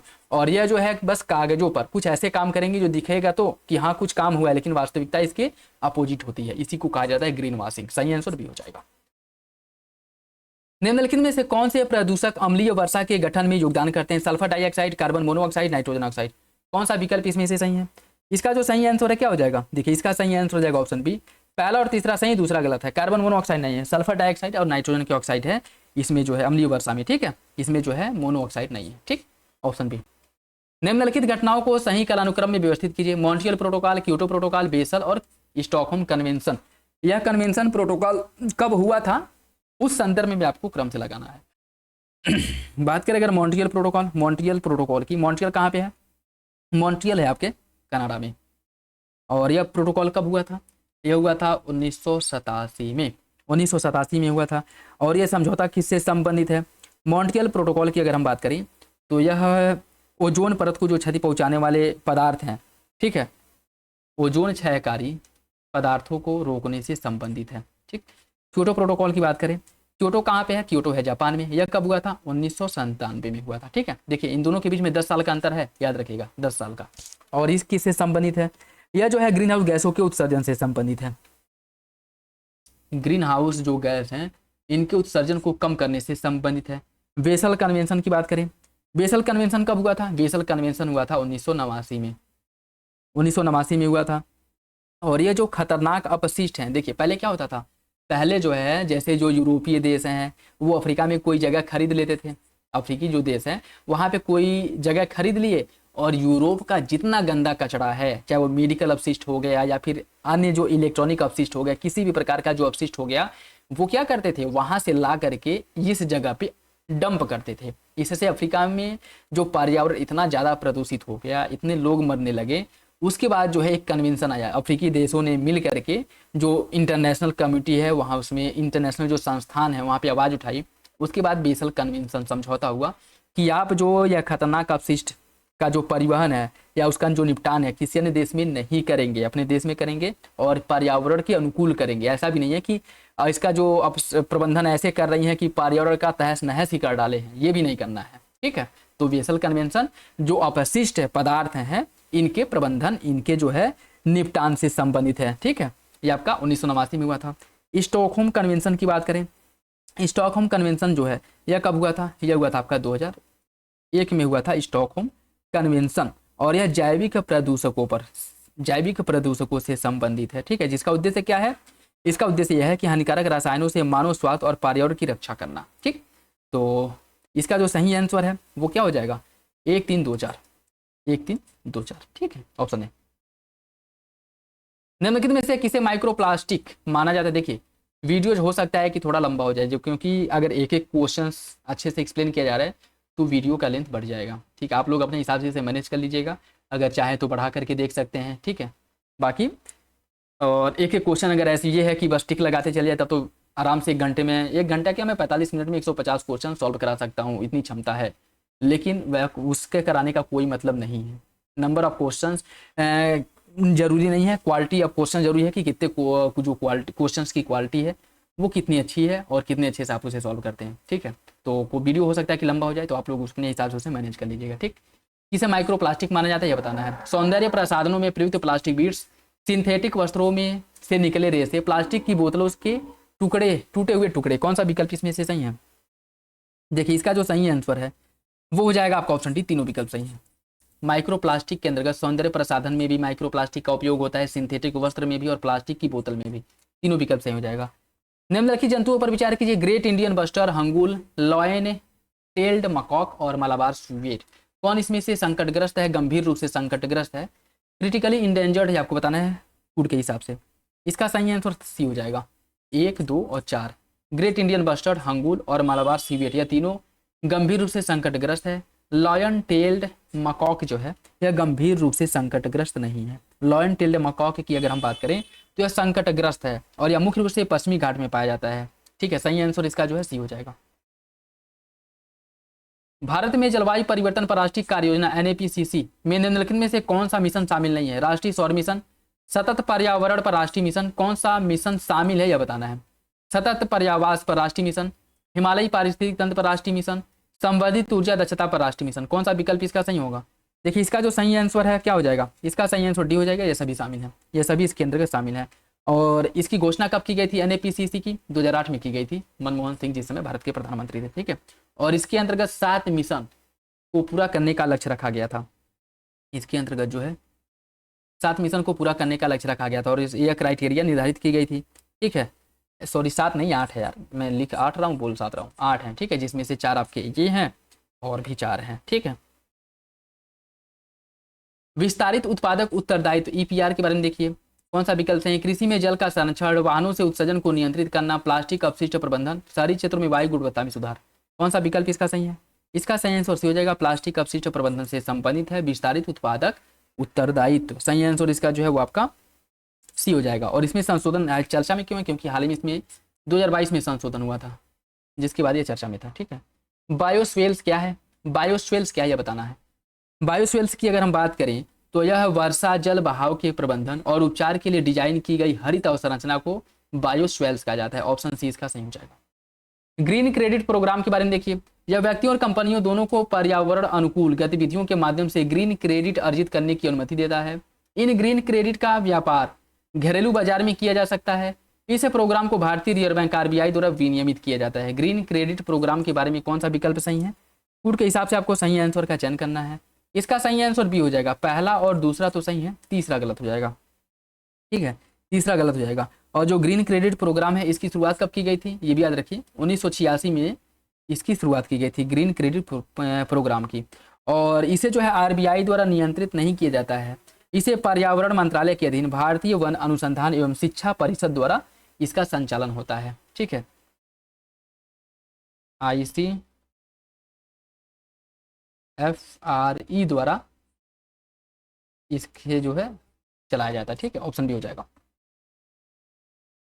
ग्रेट ग्रीन वॉल इनिशिएटिव क्या है, ग्रेट ग्रीन वॉल इनिशिएटिव क्या है, इसका जो मुख्य उद्देश्य है क्या है। अफ्रीका के साले क्षेत्र में मरुस्थलीकरण से मुकाबला करने के लिए ग्रेट ग्रीन वॉल इनिशिएटिव चलाया गया था। सही आंसर इसका बी हो जाएगा, ठीक है, ऑप्शन बी। और इसके अंतर्गत जो मुख्य उद्देश्य यह है कि साहिल क्षेत्र में मरुस्थलीकरण और भूमि क्षरण के मुकाबला करना, और इसमें लक्ष्य रखा गया है कि 2030 तक 100 मिलियन हेक्टेयर बंजर भूमि को पुनः स्थापित करना, ठीक है। सही आंसर इसका क्या हो जाएगा, बी। टारगेट कब तक का है, 2030 तक, ठीक। और 100 मिलियन जो आपका वो क्षेत्र है इसे वो की मतलब जो मरुस्थलीकरण क्षेत्र है इसको हरा किया जाएगा, ठीक, ऑप्शन बी। यदि किसी प्रजाति को स्थानीय रूप से वर्गीकृत किया जाता है तो इसका अर्थ क्या है? यदि किसी प्रजाति को स्थानिक रूप से वर्गीकृत किया जाता है तो इसका मतलब क्या है? इसका मतलब होता है यह स्वाभाविक रूप से किसी विशिष्ट भौगोलिक क्षेत्र तक सीमित है, तभी तो स्थानिक कहेंगे। जैसे जो भी कुछ जो पौधे प्रजातियां हो गए या फिर अन्य कुछ जो पाए जा रहे हैं किसी एक क्षेत्र में पाई जा रही है, अन्य किसी क्षेत्र में नहीं पाई जाएंगी, तो वह जो पादप है इस क्षेत्र की स्थानिक होगी ना जहाँ पे यह पाई जाएगी। सही आंसर भी हो जाएगा। बायोकेमिकल ऑक्सीजन डिमांड जो बीओडी है, इसके बारे में बताइए कौन सा विकल्प सही है? बीओडी के बारे में कौन सा विकल्प सही है? बीओडी जल निकायों में जैविक प्रदूषकों की मात्रा को इंडिकेट करता है। ठीक है, ऑप्शन भी हो जाएगा। निम्नलिखित में से कौन वायु प्रदूषण का एक जैव संकेतक माना जाता है? केचुआ, चींटी, लाइकेन, नीम, ये आपको पता ही है, लाइकेन ऑप्शन भी हो जाएगा। मानव विकास रिपोर्ट 2025 के बारे में देखिए। 193 देशों में भारत का स्थान है 130वां। यह रिपोर्ट विश्व आर्थिक मंच वर्ल्ड इकोनॉमिक फोरम द्वारा जारी किया जाता है, प्रकाशित किया जाता है। कौन सा विकल्प इसका सही है? इसका सही आंसर हो जाएगा ऑप्शन ए, पहला सही है, दूसरा गलत है, दूसरा गलत हो जाएगा। ठीक है, इसकी अगर हम बात करें जो आपका मानव विकास रिपोर्ट है, मानव विकास रिपोर्ट जो 2025 जारी किया गया था, इसमें 130वां स्थान भारत को प्राप्त हुआ है। और यह जो है matter of childs peoples and possibility in the age of AI, इस मतलब टैगलाइन के साथ इसे जारी किया गया था। ठीक है, और 2022 में 33वें स्थान पे भारत था, 23 में 130वें स्थान पे, और अभी वर्तमान समय में भी भारत की जो रैंकिंग है वह क्या है? वो आपकी 130वीं है। और यह जारी किसके द्वारा होता है? United Nation Development Programme UNDP द्वारा जारी किया जाता है। तो ये सही हो जाएगा, दूसरा गलत है। और इसमें आइसलैंड पहले नंबर पे, ये भी याद रखिएगा, आइसलैंड जो है पहले नंबर पे। ठीक, निम्नलिखित में से कौन सा अर्थव्यवस्था के द्वितीय के क्षेत्र का उदाहरण नहीं है? भंडारण, चीनी या गुड़, प्लास्टिक, तेल, रिफाइनरी। गुड़ के हिसाब से बताइए सही आंसर क्या है? इसका जो सही आंसर है वो आपका ए हो जाएगा, भंडारण। भंडारण जो है द्वितीय क्षेत्र के अंतर्गत नहीं आता है, ऑप्शन ए इसका सही है। अंतर्राष्ट्रीय मुद्रा कोष आईएमएफ के बारे में देखिए। अंतर्राष्ट्रीय मुद्रा कोष आईएमएफ का संचालन 191 सदस्यों देशों द्वारा किया जाता है। इसकी स्थापना वैश्विक आर्थिक सहयोग को बढ़ावा देने के लिए 44 देशों द्वारा किया गया था। इसका सही आंसर क्या हो जाएगा? इसका जो सही आंसर है वो हो जाएगा आपका ऑप्शन सी, दोनों विकल्प सही हैं। आईएमएफ में 191 देश शामिल है, बात बिल्कुल ठीक है। और इसका स्थापना कब किया गया था? 1944 में आईएमएफ का स्थापना हुआ था ब्रिटेन वुड्स समझौते के अंतर्गत। ठीक है, और उस समय में इसमें जो पार्टिसिपेशन करने वाले देश थे उनकी संख्या 44 थी, याद रखिएगा। 1944 देश। सही आंसर जो है वो क्या हो जाएगा? सी हो जाएगा। कौन मिनी रत्न का उदाहरण नहीं है? कौन जो है मिनी रत्न कंपनी नहीं है? हिंदुस्तान एरोनॉटिक्स लिमिटेड, भारतीय विमानन प्राधिकरण, Indian railway category and tourism corporation limited, Bharat संचार निगम लिमिटेड। कौन इसमें से मिनी रत्न का उदाहरण नहीं है, यह बताना है। इसका सही आंसर है हिंदुस्तान एरोनॉटिक्स लिमिटेड। यह जो है कौन सी कंपनी बन गई है? यह जो है महारत्न कंपनी बन गई है। सही आंसर इसका हो जाएगा आपका ऑप्शन है। विश्व व्यापार संगठन डब्ल्यूटीओ की स्थापना 1952 में हुआ था। टैरिफ और व्यापार पर समझौता गेट की स्थापना 1948 में 23 संस्थापक सदस्यों द्वारा किया गया था। इसका सही आंसर क्या होगा? इसका जो सही आंसर है वो हो जाएगा आपका ऑप्शन बी, दूसरा सही है, पहला गलत है। डब्ल्यूटीओ की स्थापना की बात करें तो 1952 नहीं, 1995 में इसका स्थापना हुआ था। ठीक है, दूसरा सही है। सुभद्रा योजना एक महिला केंद्रित कार्यक्रम निम्नलिखित में से किस राज्य द्वारा लॉन्च किया गया है? सुभद्रा योजना देखिए, जो जगन्नाथ टेम्पल है, ठीक है, जगन्नाथ टेम्पल जो है भगवान जगन्नाथ जो शोभा यात्रा निकलता है कहाँ पे निकलता है और जगन्नाथ मंदिर कहाँ पे है, उससे आप उसको रिलेट करके इसका आंसर निकाल सकते हैं। सही आंसर क्या होगा? सही आंसर से हो जाएगा उड़ीसा। ठीक, ऑप्शन सी। राष्ट्रीय कृषि और ग्रामीण विकास बैंक नाबार्ड की स्थापना किस वर्ष की गई थी? नाबार्ड का जो स्थापना है कब किया गया था? नाबार्ड का स्थापना हुआ था 1982 में। 1982 में नाबार्ड का स्थापना किया गया था। तो सही आंसर इसका जो है वो हो जाएगा आपका ऑप्शन सी। भारत में गरीबी के आकलन से संबंधित निम्नलिखित कथनों पर विचार कीजिए। भारत में गरीबी रेखा का अनुमान परिवारों की आय स्तर पर आधारित होता है। गरीबी को राष्ट्रीय प्रतिदर्श सर्वेक्षण संगठन एनएसएसओ के उपभोक्ता व्यय और सर्वेक्षण के आधार पर मापा जाता है। कौन सा विकल्प इसका सही है? इसका सही आंसर भी हो जाएगा, दूसरा सही है, पहला गलत है। गरीबी उस स्थिति को कहा जाता है जब कोई व्यक्ति या समुदाय न्यूनतम जीवन स्तर बनाए रखने के लिए जो आवश्यक वित्तीय संसाधन या बुनियादी आवश्यकताएं हैं उससे भी वंचित हो जाता है। और विश्व बैंक गरीब को कल्याण के गंभीर अभाव के रूप में परिभाषित करता है जो केवल आय तक सीमित न होकर के कई आयामों तक मतलब उपलब्ध है, मतलब कई आयामों को क्या करता है, इंडिकेशन के रूप में इसमें शामिल करता है। तो पहला गलत है, दूसरा सही हो जाएगा। कौन इसमें से सुमेलित नहीं है? अन्नपूर्णा योजना 6 वर्ष से कम आयु के बच्चों को भोजन उपलब्ध कराना, इंदिरा आवास योजना ग्रामीण क्षेत्रों में गरीबी रेखा से नीचे बीपीएल परिवारों को निःशुल्क आवास उपलब्ध कराना, एकीकृत ग्रामीण विकास कार्यक्रम ग्रामीण स्वरोजगार के लिए सब्सिडी और बैंक ऋण उपलब्ध कराना, संपूर्ण ग्रामीण रोजगार योजना दिहाड़ी रोजगार और ग्रामीण बुनियादी ढांचे के निर्माण पर ध्यान केंद्रित करना। कौन सा विकल्प गलत है? इसका सही आंसर ए हो जाएगा, ऑप्शन ए गलत है। अन्नपूर्णा योजना इसकी शुरुआत 1999-2000 ईस्वी में की गई थी, जिसका उद्देश्य था कि उन वृद्ध नागरिकों को भोजन उपलब्ध कराना जो अपनी देखभाल करने में असमर्थ हैं। तो पहला गलत है, बाकी तीनों विकल्प सही हैं। भारत में प्रत्यक्ष विदेशी निवेश एफडीआई के बारे में देखिए। खाद्य उत्पादों के खुदरा व्यापार और प्रसारण में स्वचालित मार्ग के तहत एफडीआई की अनुमति है। वर्तमान में भारत में एफडीआई का विनियमन एफडीआई नीति 2020 और एफईएमए गैर ऋण संसाधन नियम 19 के तहत किया जाता है। कौन सा विकल्प इसके बारे में सही है? फूड के हिसाब से आपको सही आंसर का चयन करना है। इसका सही आंसर भी हो जाएगा, दूसरा सही है, पहला गलत है। पहला इसमें गलत हो जाएगा, ठीक है। पहले हम क्या कह रहे हैं कि खाद्य उत्पादों के खुदरा व्यापार और प्रसारण में स्वचालित मार्ग के तहत एफडीआई की अनुमति है, ये आपका गलत है। स्वचालित मार्ग की अगर हम बात करें तो इस मार्ग से सरकार की पूर्व अनुमति की आवश्यकता नहीं होती है। निवेशक को निवेश के बाद भारतीय रिजर्व बैंक आरबीआई को सूचित करना होता है, जैसे कृषि और पशुपालन क्षेत्र हो गया, वायु परिवहन हो गया, ऑटो कंपोनेंट्स, ऑटोमोबाइल, जैव प्रौद्योगिकी वगैरह हो गया, जिसके अंतर्गत ग्रीनफील्ड के अंतर्गत आते हैं, ठीक है। और इसका जो प्रबंधन है फेमा अधिनियम 1999 और जो आपका गैर ऋण साधन नियम 2019 है, इसके अंतर्गत इसका प्रबंधन किया जाता है, ये भी याद रखिएगा। नेक्स्ट देखिए, कुछ समितियां दी गई हैं और वर्ष दिया गया, उससे आपको सम्मिलित करना है। कुछ समितियां दी गई, वर्ष। अलग समिति का गठन कब किया गया था? अलग समिति का गठन किया गया था 1979 में। लकड़ावाला समिति का गठन कब हुआ था? इसका गठन 1993 में किया गया था। तेंदुलकर समिति का गठन कब किया गया था? 2009 में। और रंगराजन का 2012 में। इसका सही आंसर क्या हो जाएगा? 4-3-1-2 ऑप्शन है, 4-3-1-2। अलग समिति की बात करें तो यह ग्रामीण क्षेत्रों के वयस्कों के लिए न्यूनतम दैनिक कैलोरी जो है 2400 और शहरी क्षेत्रों के लिए 2100 कैलोरी का निर्धारण किया गया था। लकड़ावाला की अगर हम बात करें तो इनके द्वारा जो है औद्योगिक श्रमिकों के लिए उपभोक्ता मूल्य सूचकांक CPI IW, इंडस्ट्रियल वर्कर और कृषि श्रमिकों के लिए उपभोक्ता मूल्य सूचकांक CPI AL, ठीक है। इंडस्ट्रियल मतलब जो लेबरल है उसके लिए आधार पर, इसके पैटर्न के आधार पर बास्केट का निर्माण किया गया था और इन्होंने इसका सुझाव दिया था। तेंदुलकर समिति के द्वारा भी कैलोरी आधारित दृष्टिकोण को छोड़ करके एक व्यापक उपभोग आधारित पद्धति अपनाई गई थी और इन्होंने ग्रामीण और शहरी दोनों क्षेत्रों के लिए समान गरीबी रेखा बास्केट का क्या किया था? अनुमान लगाया था, उसकी सिफारिश की थी। और रंगराजन समिति ने कहा था कि 22 रुपये प्रतिदिन जो लोग कमा रहे हैं वो गरीब नहीं माने जाएंगे। इसको आगे बदल करके 2014 वगैरह में इसमें संशोधन किया गया था, ठीक है। तो गरीबी का आकलन करने के लिए रंगराजन संबंधित है, याद रखिएगा। इसका सही आंसर हो जाएगा।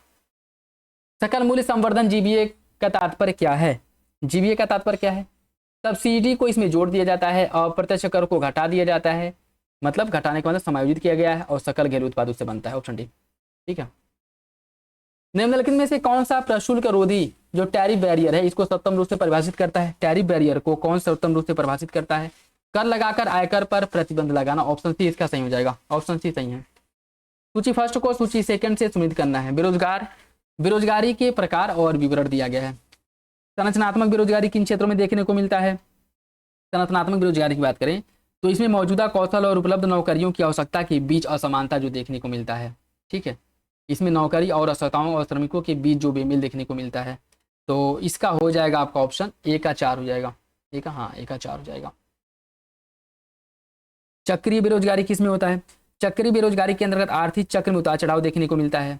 इसके अंतर्गत आर्थिक क्षेत्र में उतार चढ़ाव देखने को मिलेगा। आर्थिक मंदी के दौरान यह बेरोजगारी ज्यादा बढ़ जाती है, आर्थिक मंदी उत्पन्न करती है चक्रीय बेरोजगारी। इसका जो है 2 हो जाएगा। आंशिक बेरोजगारी किस क्षेत्र में देखने को मिलेगा? आंशिक बेरोजगारी की अगर हम बात करें, आंशिक बेरोजगारी जो है आपको देखने को मिलता है अगले रोजगार की खोज के बीच होने वाली जो अस्थायी बेरोजगारी, इसको आंशिक बेरोजगारी कहा जाता है। और प्रच्छन्न तो आपको कृषि क्षेत्र में नौकरी की आवश्यकताओं और श्रमिकों कौशल के बीच जो बेमेल होता है, नहीं, प्रच्छन्न बेरोजगारी आवश्यकता से अधिक जो श्रमिक लगते हैं, इसका 1 हो जाएगा, ठीक है। इसका हो जाएगा आपका ऑप्शन ए। और सही आंसर क्या है इसका? देखिए सही answer 4-2-3-1 option A, option A. LFPR का क्या अर्थ होता है? LFPR का फुल फॉर्म क्या होता है? श्रम बल भागीदारी दर, ऑप्शन बी इसका श्रम बल भागीदारी दर। सही आंसर इसका हो जाएगा ऑप्शन बी। निम्नलिखित कथनों पर विचार कीजिए। खुले बाजार परिचालन का तात्पर्य खुले बाजार में सरकार द्वारा जारी किए गए बांड की खरीद और बिक्री से है। यह आरबीआई द्वारा तरलता की स्थिति को संतुलित करने के लिए प्रयोग किया जाने वाला एक मात्रात्मक उपकरण है। कौन सा विकल्प इसका सही है? इसका सही आंसर बी है, दोनों विकल्प सही हो जाएगा। निम्नलिखित में से कौन सी नीति मौद्रिक नीति के साधन है? रेपो दर, बैंक दर, सीमांत अस्थायी सुविधा एमएसएफ, मार्जिनल स्टैंडिंग फैसिलिटी, बाजार स्थिरीकरण कोष एमएसएस, मार्केट स्टेबलाइजेशन स्कीम। कौन सा विकल्प इसका सही होगा? इसका जो सही आंसर है वो हो जाएगा आपको ऑप्शन डी, चारों है। ठीक है, चारों जो है मौद्रिक नीति, आरबीआई का मौद्रिक नीति के अंतर्गत आते हैं। जौ और मटर खरीफ फसल के उदाहरण है। उड़द और सोयाबीन रबी फसल के उदाहरण है। इसका सही आंसर क्या है? इसका सही आंसर डी हो जाएगा, दोनों विकल्प गलत है, दोनों विकल्प गलत है। ठीक है, इसमें अगर हम बात करें खरीफ फसल, इसके अंतर्गत आ जाएगा आपका चावल, मक्का, रागी, ज्वार, मूंगफली। ये दक्षिण राज्यों में, जो दक्षिण भारतीय राज्य है वहाँ पे खरीफ फसल के अंतर्गत इसे बोया जाता है। और उत्तर भारत में खरीफ फसल के अंतर्गत चावल, कपास, बाजरा, मक्का, ज्वार और अरहर की कृषि की जाती है।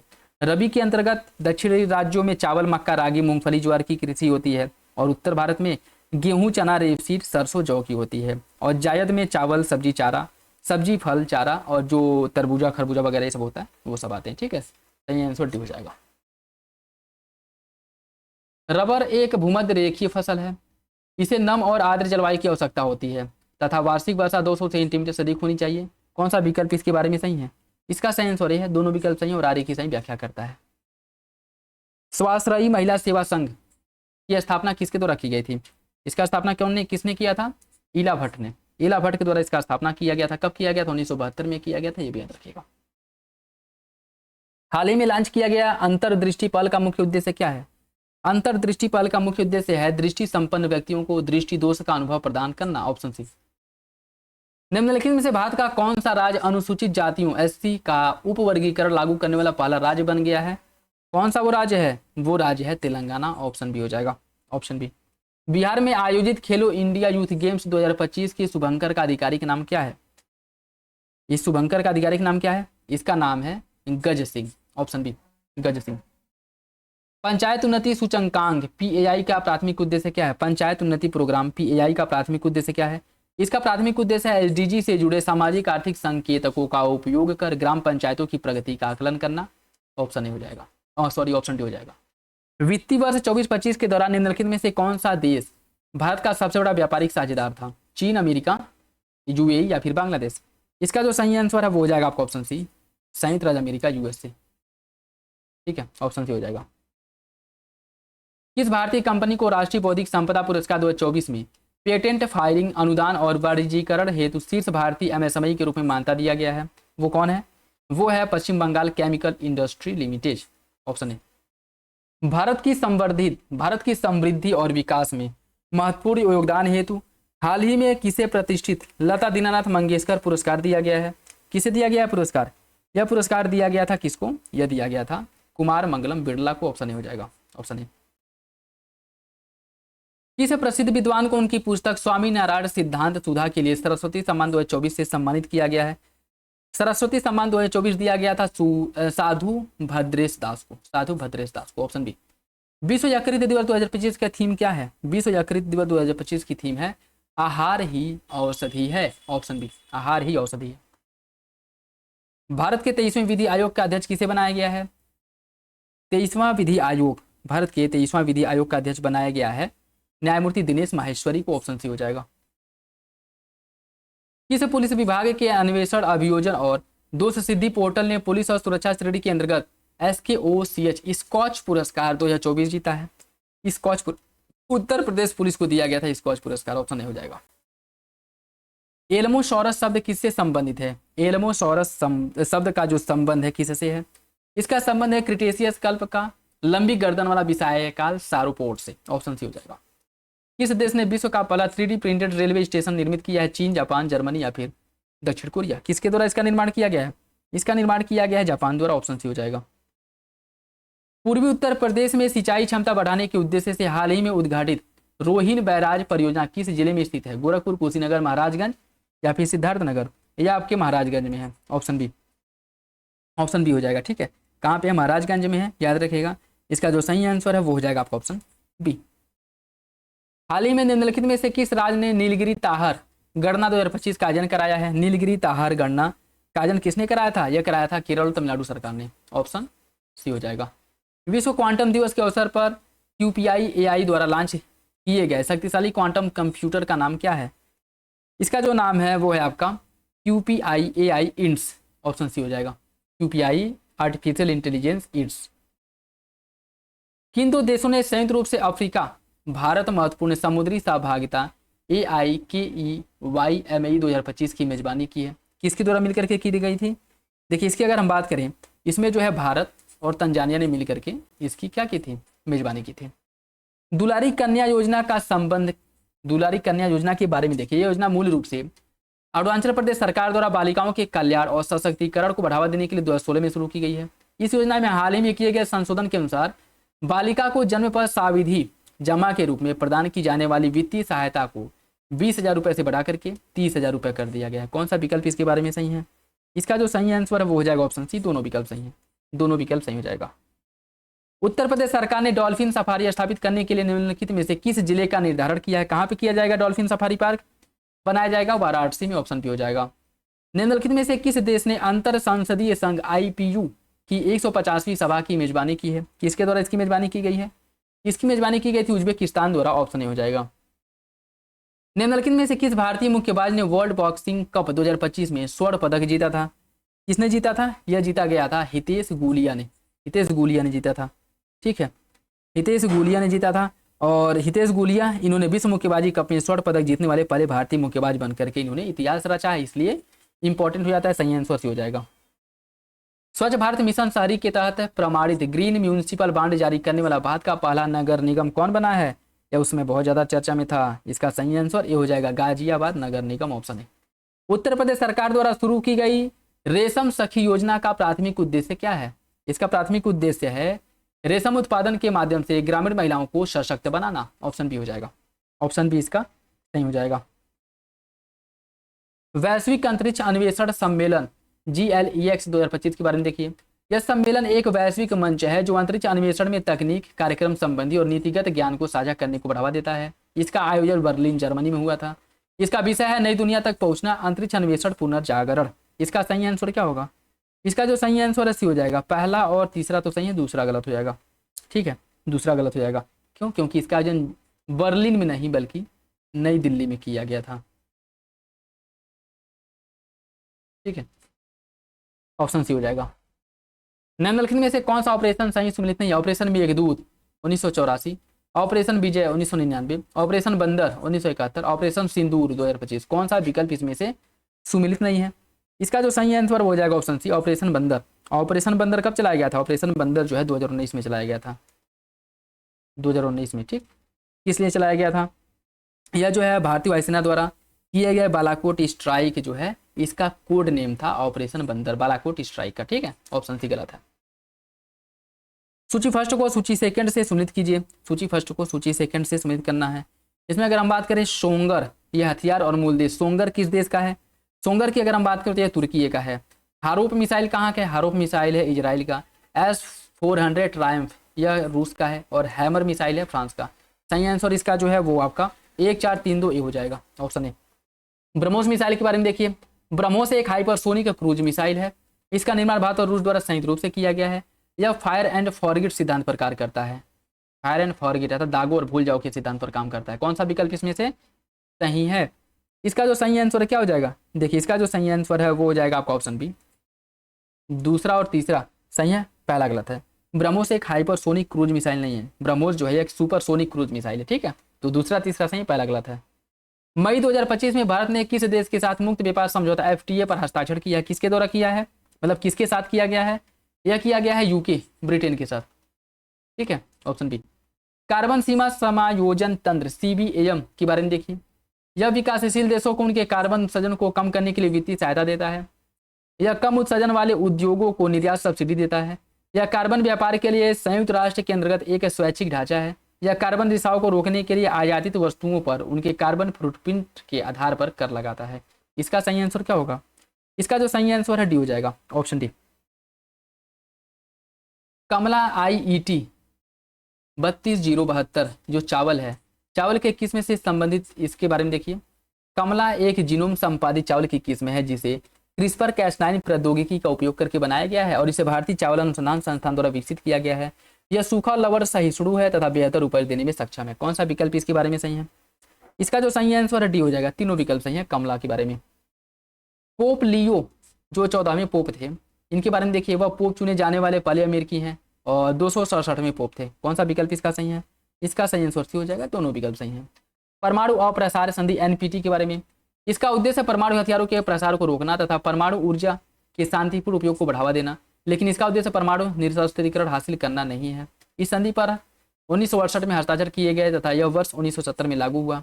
यह केवल उन्हीं देशों पर परमाणु हथियार संपन्न राज्यों के रूप में मान्यता देता है जिन्हें 1 जनवरी 1967 से पहले परमाणु हथियारों का परीक्षण कर लिया था। कौन सा विकल्प इसके बारे में सही है? एनपीटी के बारे में सही आंसर भी हो जाएगा। दूसरा और तीसरा सही है, पहला गलत हो जाएगा। ठीक है, पहला गलत क्यों है? एनपीटी एक अंतर्राष्ट्रीय समझौता है जिसका उद्देश्य परमाणु हथियारों और प्रौद्योगिकी के प्रसार को रोकना, परमाणु ऊर्जा के शांतिपूर्ण उपयोग में सहयोग को बढ़ावा देना और परमाणु निशस्त्रीकरण को आगे बढ़ाना। इसे भी आगे बढ़ाने की बात की जा रही, तो ऐसा नहीं है कि इसे बढ़ाने की बात नहीं की गई। ठीक है, तो भी हो जाएगा। मोस्ट फेवर्ड नेशन शब्द निम्नलिखित में से किस अंतर्राष्ट्रीय संगठन से संबंधित है? मोस्ट फेवर्ड नेशन की अगर हम बात करें, यह विश्व व्यापार संगठन से संबंधित है। Option A. निम्नलिखित में से किस निकाय ने हाल ही में दिल्ली एनसीआर और आसपास के क्षेत्रों में पराली जलाने पर अंकुश लगाने के लिए पराली सुरक्षा बल के गठन का निर्देश दिया है? किसके द्वारा यह निर्देश दिया गया है? वायु गुणवत्ता प्रबंधन आयोग द्वारा। ऑप्शन डी हो जाएगा। न्यायमूर्ति भूषण रामकृष्ण गवई जो मई 2025 में पदभार ग्रहण किए हैं, यह किस नंबर के मुख्य न्यायाधीश बने हैं, यह आपको बताना है।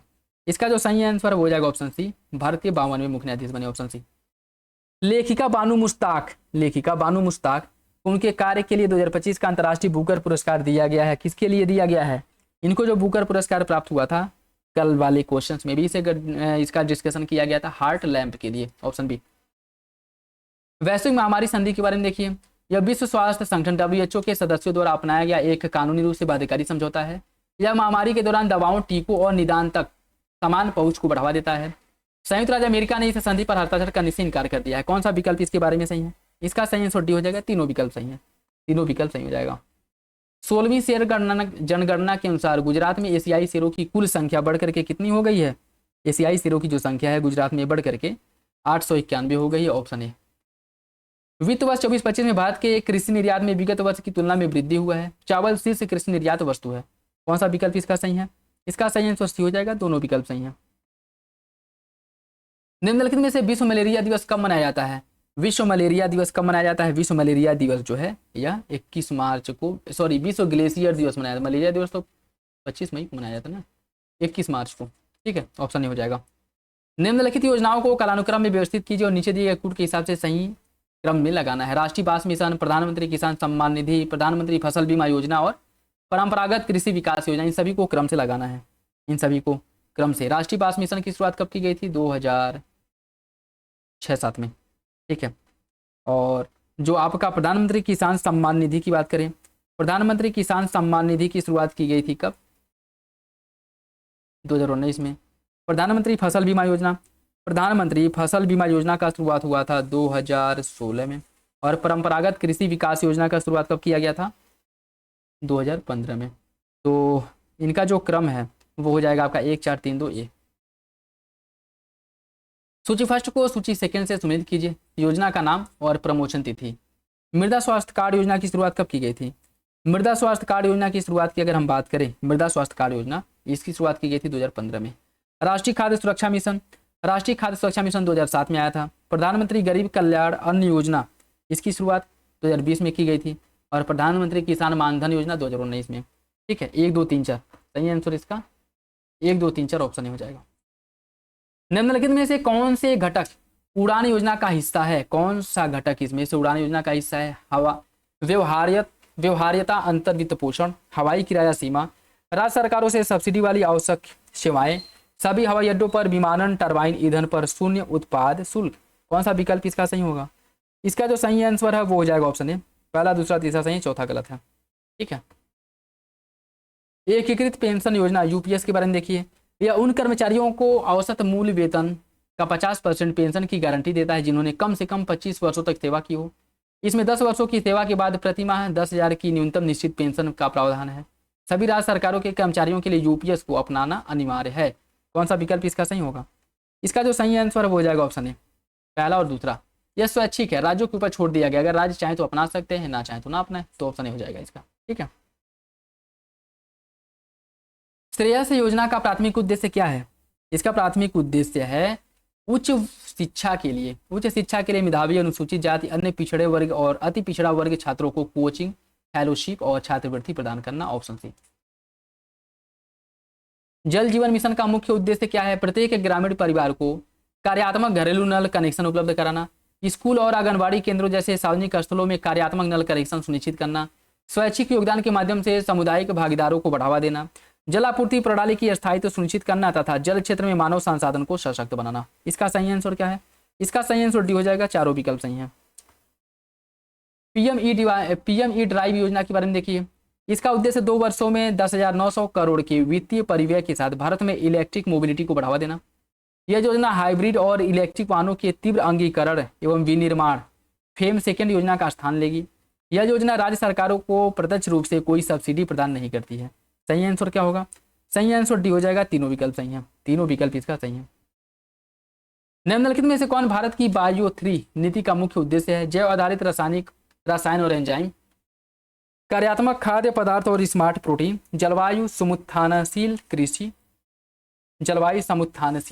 कार्बन का संलयन और उपयोग, भविष्योन्मुखी समुद्री और अंतरिक्ष अनुसंधान। कौन सा विकल्प इसका सही है? इसका जो सही आंसर है वो हो जाएगा आपको ऑप्शन डी, ये सभी इसके अंतर्गत आते हैं। ठीक है, ऑप्शन डी। कौन सा विकल्प इसमें सही नहीं है? मुद्रा योजना 20 लाख रुपए तक का ऋण कवर, आयुष्मान भारत योजना 70 वर्ष के ऊपर के सभी वरिष्ठ नागरिकों को प्रदान किया गया है, सूर्य घर बिजली योजना, नोडल मंत्रालय विद्युत मंत्रालय, विश्वकर्मा योजना 2023 में शुरुआत की गई। कौन सा विकल्प इसमें से गलत है? इसका जो सही आंसर है सी हो जाएगा, सूर्य घर मुफ्त बिजली योजना। सूर्य घर मुफ्त बिजली योजना की अगर हम बात करें, सूर्य घर मुफ्त बिजली योजना का, तो यह जो है इसका जो क्रियान्वयन है नवीन एवं नवीकरणीय ऊर्जा मंत्रालय द्वारा किया जाता है, न कि विद्युत मंत्रालय द्वारा। तो सी इसका गलत हो जाएगा, बाकी विकल्प सही है। प्रधानमंत्री जनधन योजना के बारे में देखिए। यह योजना दूरस्थ और वनवासी क्षेत्रों में रहने वाले 75 विशेष रूप से कमजोर जनजातीय समूह पीवीटीजी को लक्षित करता है। यह योजना आवास, स्वास्थ्य, जल, शिक्षा, सड़क और विद्युतीकरण सहित 11 महत्वपूर्ण हस्तक्षेपों पर केंद्रित है। इसका क्रियान्वयन विभिन्न क्षेत्रों में समन्वय के बिना एकल मंत्रालय के माध्यम से किया जा रहा है। कौन सा विकल्प इसका सही है? इसका सही आंसर ये हो जाएगा, पहला दूसरा सही, तीसरा गलत है। विभिन्न जो माध्यम है उनमें समन्वय करके इसे जो है लागू किया जाएगा। ठीक है, और टोटल 9 मंत्रालय जो है, 9 मंत्रालय ऐसे हैं जिनके बीच समन्वय करके इस योजना को सुचारू रूप से लागू करने की बात की गई है। ठीक है, तो पहला दूसरा सही, तीसरा गलत है। निम्नलिखित में से कौन पूंजी प्राप्तियों के घटक हैं? सरकार द्वारा जुटाया गया बाजार ऋण, सार्वजनिक क्षेत्र के उपक्रमों से विनिवेश आय, जीएसटी और आयकर जैसी कर प्राप्ति, सरकार द्वारा दिए गए ऋणों की वसूली। कौन सा विकल्प इसमें से सही है? कूट के हिसाब से बताना है। इसका सही आंसर जो है बी हो जाएगा, 1 2 4, 1 2 4। जीएसटी और आयकर जैसे कर प्राप्ति ये नहीं होगा। ठीक है, पूंजीगत प्राप्ति जो सरकार के ऊपर देयता को जन्म दे, यह सरकार की संपत्ति में कमी उत्पन्न करे, यह जो है पूंजी प्राप्ति के अंतर्गत आता है। जैसे सरकार द्वारा अगर ऋण के माध्यम से जुटाया जाएगा, ऋण अगर लिया जाएगा तो ये सरकार के ऊपर देयता को बढ़ावा देगी, उस ऋण के बदले सरकार ब्याज देगा और एक समय के बाद वो ऋण, वो जो धनराशि वो भी लौटानी पड़ेगी, तो यह आ जाएगा आपका पूंजी प्राप्ति के अंतर्गत। अगर सरकारी क्षेत्र का कोई उपक्रम है और उसमें विनिवेश किया जाता है तो सरकार की संपत्ति में कमी होगी, बिल्कुल होगी, तो ये भी इसी के अंतर्गत आ जाएगा। जीएसटी और आयकर से जो कर प्राप्त होता है वो सरकार के ऊपर किसी देयता या फिर सरकार की संपत्ति में कमी को थोड़ी उपलब्ध इंडिकेट करता है, तो ये इसमें नहीं आएगा। और सरकार द्वारा दिए गए ऋण की वसूली ये भी इसी के अंदर पूंजीगत प्राप्ति के अंतर्गत आता है। ठीक, इसका घटक है। कैसे? जैसे मान लीजिए सरकार द्वारा किसी को ऋण दिया गया है तो सरकार को इसके बदले में पैसा तो प्राप्त हो रहा है ना, तो मतलब ये पूंजी है और इस पूंजी के बदले में सरकार को जो है पैसे प्राप्त हो रहे हैं। और यह पूंजी क्या है? सरकार द्वारा जो ऋण दिया गया है इसके बदले में प्रति वर्ष सरकार को कुछ पैसे प्राप्त हो रहे हैं, तो ये भी आपके पूंजी प्राप्ति के अंतर्गत आएगा। ठीक है, तो सही आंसर भी हो जाएगा। जीडीपी डिफ्लेटर के बारे में देखिए। जीडीपी डिफ्लेटर शब्द का अर्थ क्या होता है? जीडीपी डिफ्लेटर शब्द का अर्थ होता है नाम मात्र और वास्तविक सकल घरेलू उत्पाद की तुलना कर अर्थव्यवस्था में समग्र मुद्रास्फीति स्तर का आकलन करने वाला एक मूल्य सूचकांक। Option C. गरीबी के प्रकारों के बारे में देखिए। पारिस्थितिक जन्य गरीबी प्रायः प्राकृतिक आपदाओं जैसे आकस्मिक विपत्तियों के कारण होती है। पीढ़ीगत गरीबी उन परिवारों द्वारा अनुभव किया जाता है जो कम से कम 2 पीढ़ियों से गरीब में जीवन यापन कर रहे हैं। सापेक्षिक गरीबी का तात्पर्य भोजन और आवास जैसे बुनियादी आवश्यकताओं की कमी से संबंधित है। कौन सा विकल्प इसका सही है? इसका जो सही आंसर ए हो जाएगा, पहला और दूसरा सही है, तीसरा गलत है। ठीक है, ऑप्शन है। अर्थव्यवस्था में मनी मल्टीप्लायर का तात्पर्य क्या है? मनी मल्टीप्लायर किसे कहा जाता है? देखिए, मनी मल्टीप्लायर की बात करें, प्रत्येक 1 रुपये की आधार मुद्रा से बैंकों द्वारा उत्पन्न की जाने वाली व्यापक मुद्रा राशि। Option B. भारत की व्यापार नीति के बारे में देखिए। यदि वैश्विक स्तर पर कच्चे तेल की कीमतें तेजी से बढ़ती हैं तो भारत का चालू खाता घाटा बढ़ने की संभावना है। स्वर्ण के अधिक आयात से आमतौर पर भारत के व्यापार संतुलन में सुधार होता है। रुपए के अवमूल्यन से भारतीय निर्यात वैश्विक स्तर पर अधिक प्रतिस्पर्धी बन जाती है। कौन सा विकल्प इसमें से सही है? इसका जो सही आंसर है वो हो जाएगा ऑप्शन ए, पहला और तीसरा सही, दूसरा गलत है। सोने के अधिक आयात से सॉरी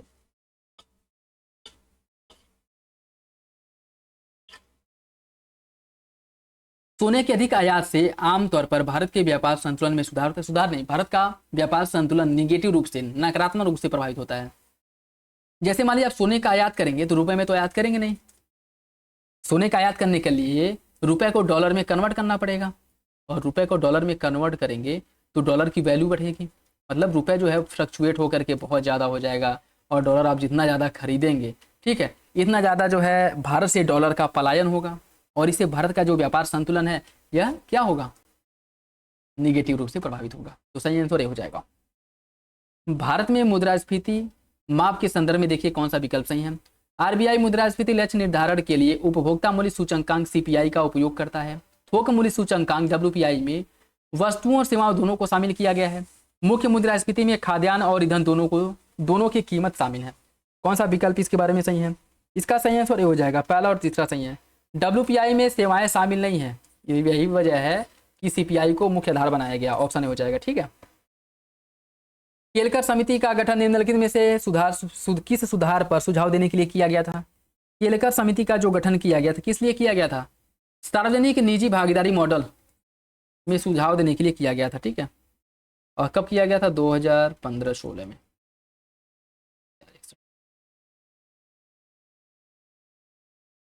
ठीक, ऑप्शन बी।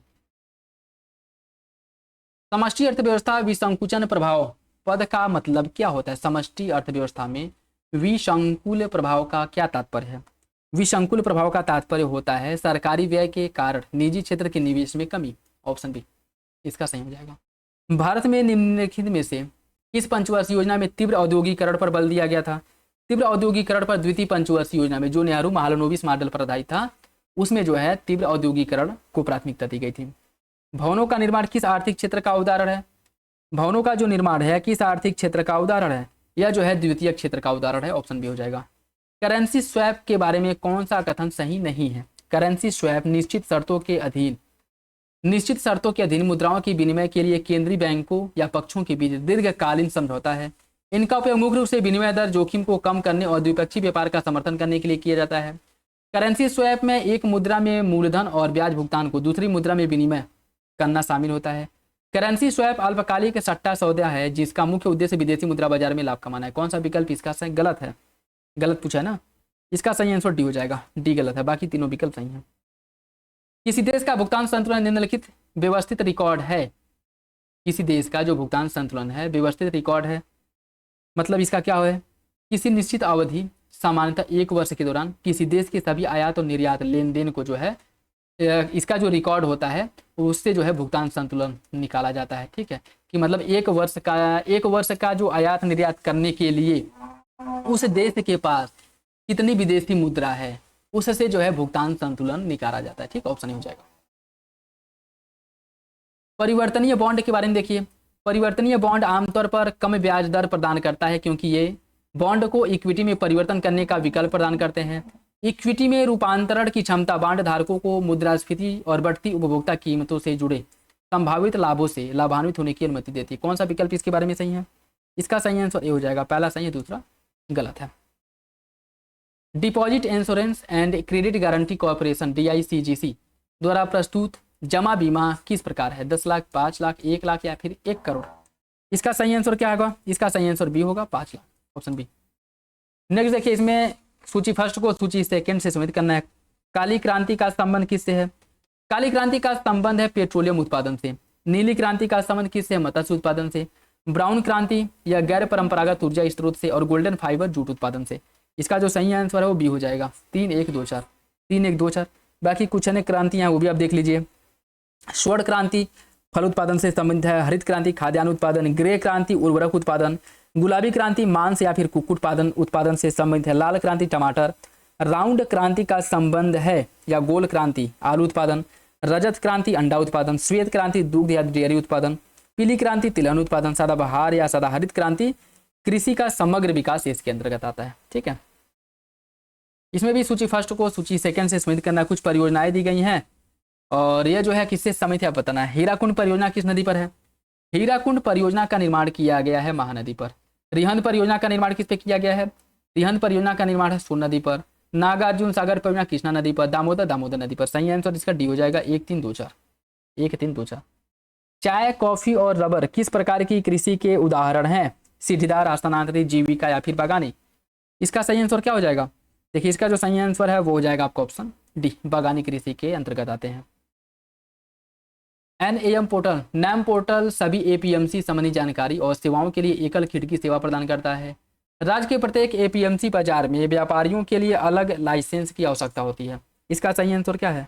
इसका सही आंसर ये है, पहला सही दूसरा गलत। अलग नहीं, बल्कि ऐसा थोड़ी व्यापारियों के लिए अलग लाइसेंस की व्यवस्था होगी, यानी लोगों के लिए अलग लाइसेंस। ठीक है, तो दूसरा गलत है, पहला सही है। MSP के परिकल्पना में प्रयुक्त उत्पादन लागत के प्रकारों के संदर्भ में कौन सा विकल्प सही है? A2 लागत में बीज, उर्वरक और कीटनाशक पर होने वाला खर्च व्यय शामिल होता है। A2+FL लागत में A2 लागत के साथ साथ अवैतनिक पारिवारिक श्रम का आरोपित मूल्य भी शामिल होता है। कौन सा विकल्प इसका सही है? इसका जो सही आंसर है वो सी हो जाएगा, दोनों विकल्प सही हैं, दोनों विकल्प सही हैं। ठीक है, और भारत में जो MSP दिया जाता है वह A2 के अकॉर्डिंग दिया जाता है।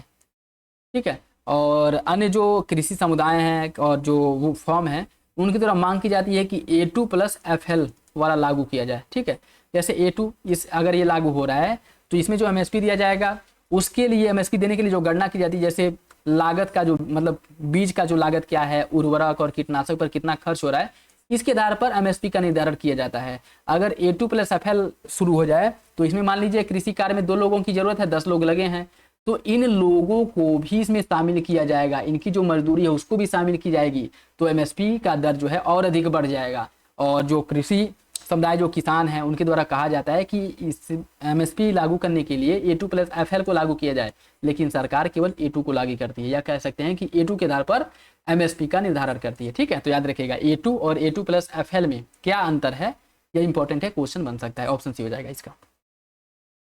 कौन सा विकल्प इसमें सम्मिलित नहीं है? औद्योगिक नीति संकल्पना 1948 भारत को मिश्रित अर्थव्यवस्था घोषित किया गया।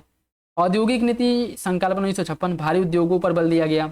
औद्योगिक नीति वक्तव्य 1969 कोर इंडस्ट्री शब्द का प्रचलन। औद्योगिक नीति वक्तव्य 1977 ग्रामो उद्योग पर ध्यान केंद्रित किया गया। कौन सा विकल्प इसमें से गलत है? देखिए, इसका जो सही आंसर है वो हो जाएगा ऑप्शन सी, ऑप्शन सी। औद्योगिक नीति 1969, औद्योगिक नीति 1969 की अगर हम बात करें तो यह नीति समाजवादी आदर्शों और राष्ट्रवादी भावनाओं से प्रभावित था। ठीक है, सही आंसर सी हो जाएगा। निम्नलिखित में से किस अधिनियम को विदेशी मुद्रा प्रबंधन अधिनियम फेमा 1999 द्वारा प्रतिस्थापित किया गया है? इसके द्वारा प्रतिस्थापित किया गया है। इसका जो सही आंसर है वो आपका विदेशी मुद्रा विनिमय अधिनियम फेरा है। ठीक है, जिसके द्वारा प्रतिस्थापित हुआ। सही आंसर सी। नेक्स्ट देखिए, सूची फर्स्ट को सूची सेकंड से सम्मिलित करना है। राउरकेला इस्पात संयंत्र, राउरकेला इस्पात संयंत्र, इसकी अगर हम बात करें यह कहाँ पे है? राउरकेला इस्पात संयंत्र यह सुंदरगढ़ और क्योझर उड़ीसा से लौह अयस्कों की प्राप्ति करता है। ठीक है, सुंदरगढ़ और क्योझर से लौह अयस्कों की प्राप्ति करता है। भिलाई इस्पात संयंत्र यह डली राजारा से लौह अयस्क,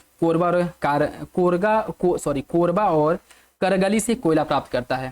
ठीक है, दुर्गापुर इस्पात संयंत्र की बात करें, यह नोआमोडी झारखंड से लौह अयस्क प्राप्त करता है, नोआमोडी झारखंड से। और बोकारो इस्पात संयंत्र राउरकेला क्षेत्र से लौह अयस्क प्राप्त करता है। तो इसका जो सही आंसर है ये हो जाएगा 1, 2, 3, 4।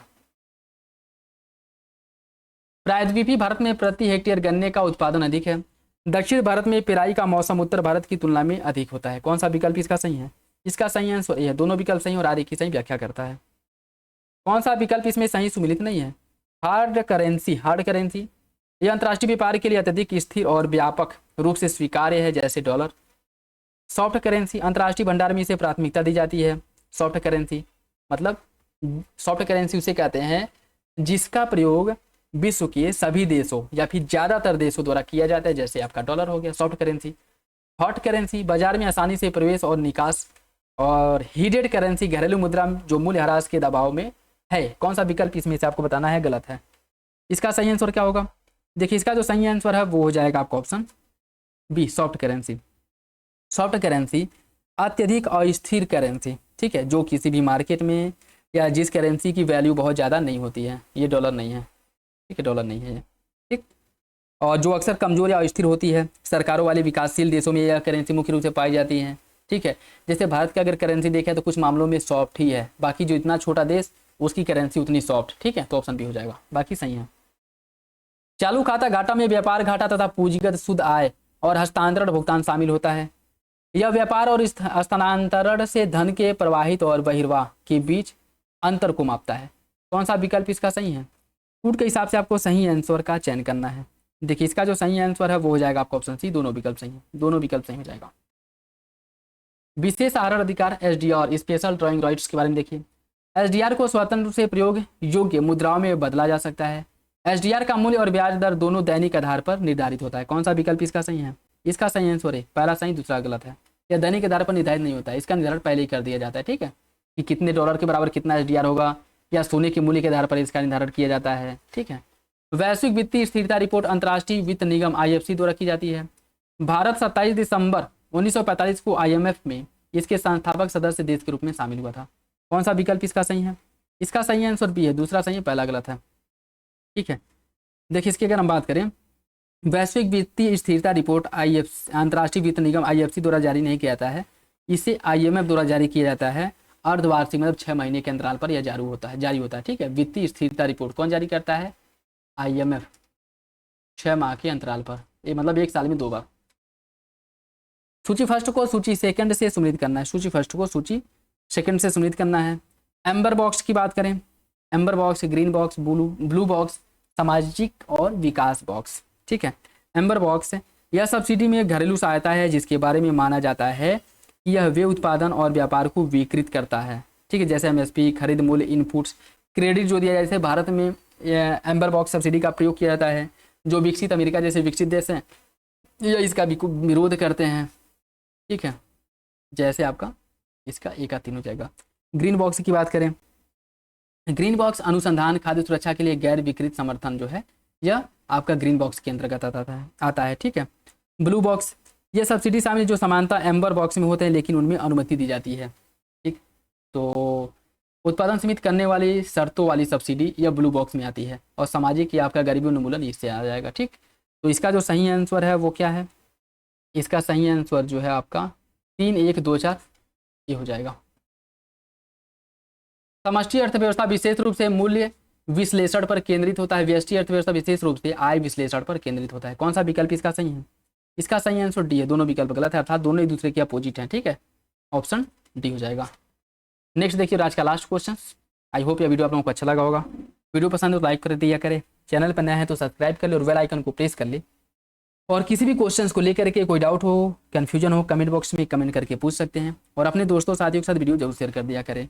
बाकी इसके लिए जो पेड ग्रुप चलाया जा रहा है, जो लोग ज्वाइन करना चाहते हैं डिस्क्रिप्शन बॉक्स में लिंक मिल जाएगा, वहाँ से आकर के ज्वाइन कर सकते हैं या फिर कमेंट बॉक्स में मैसेज करके बता सकते हैं, ठीक है।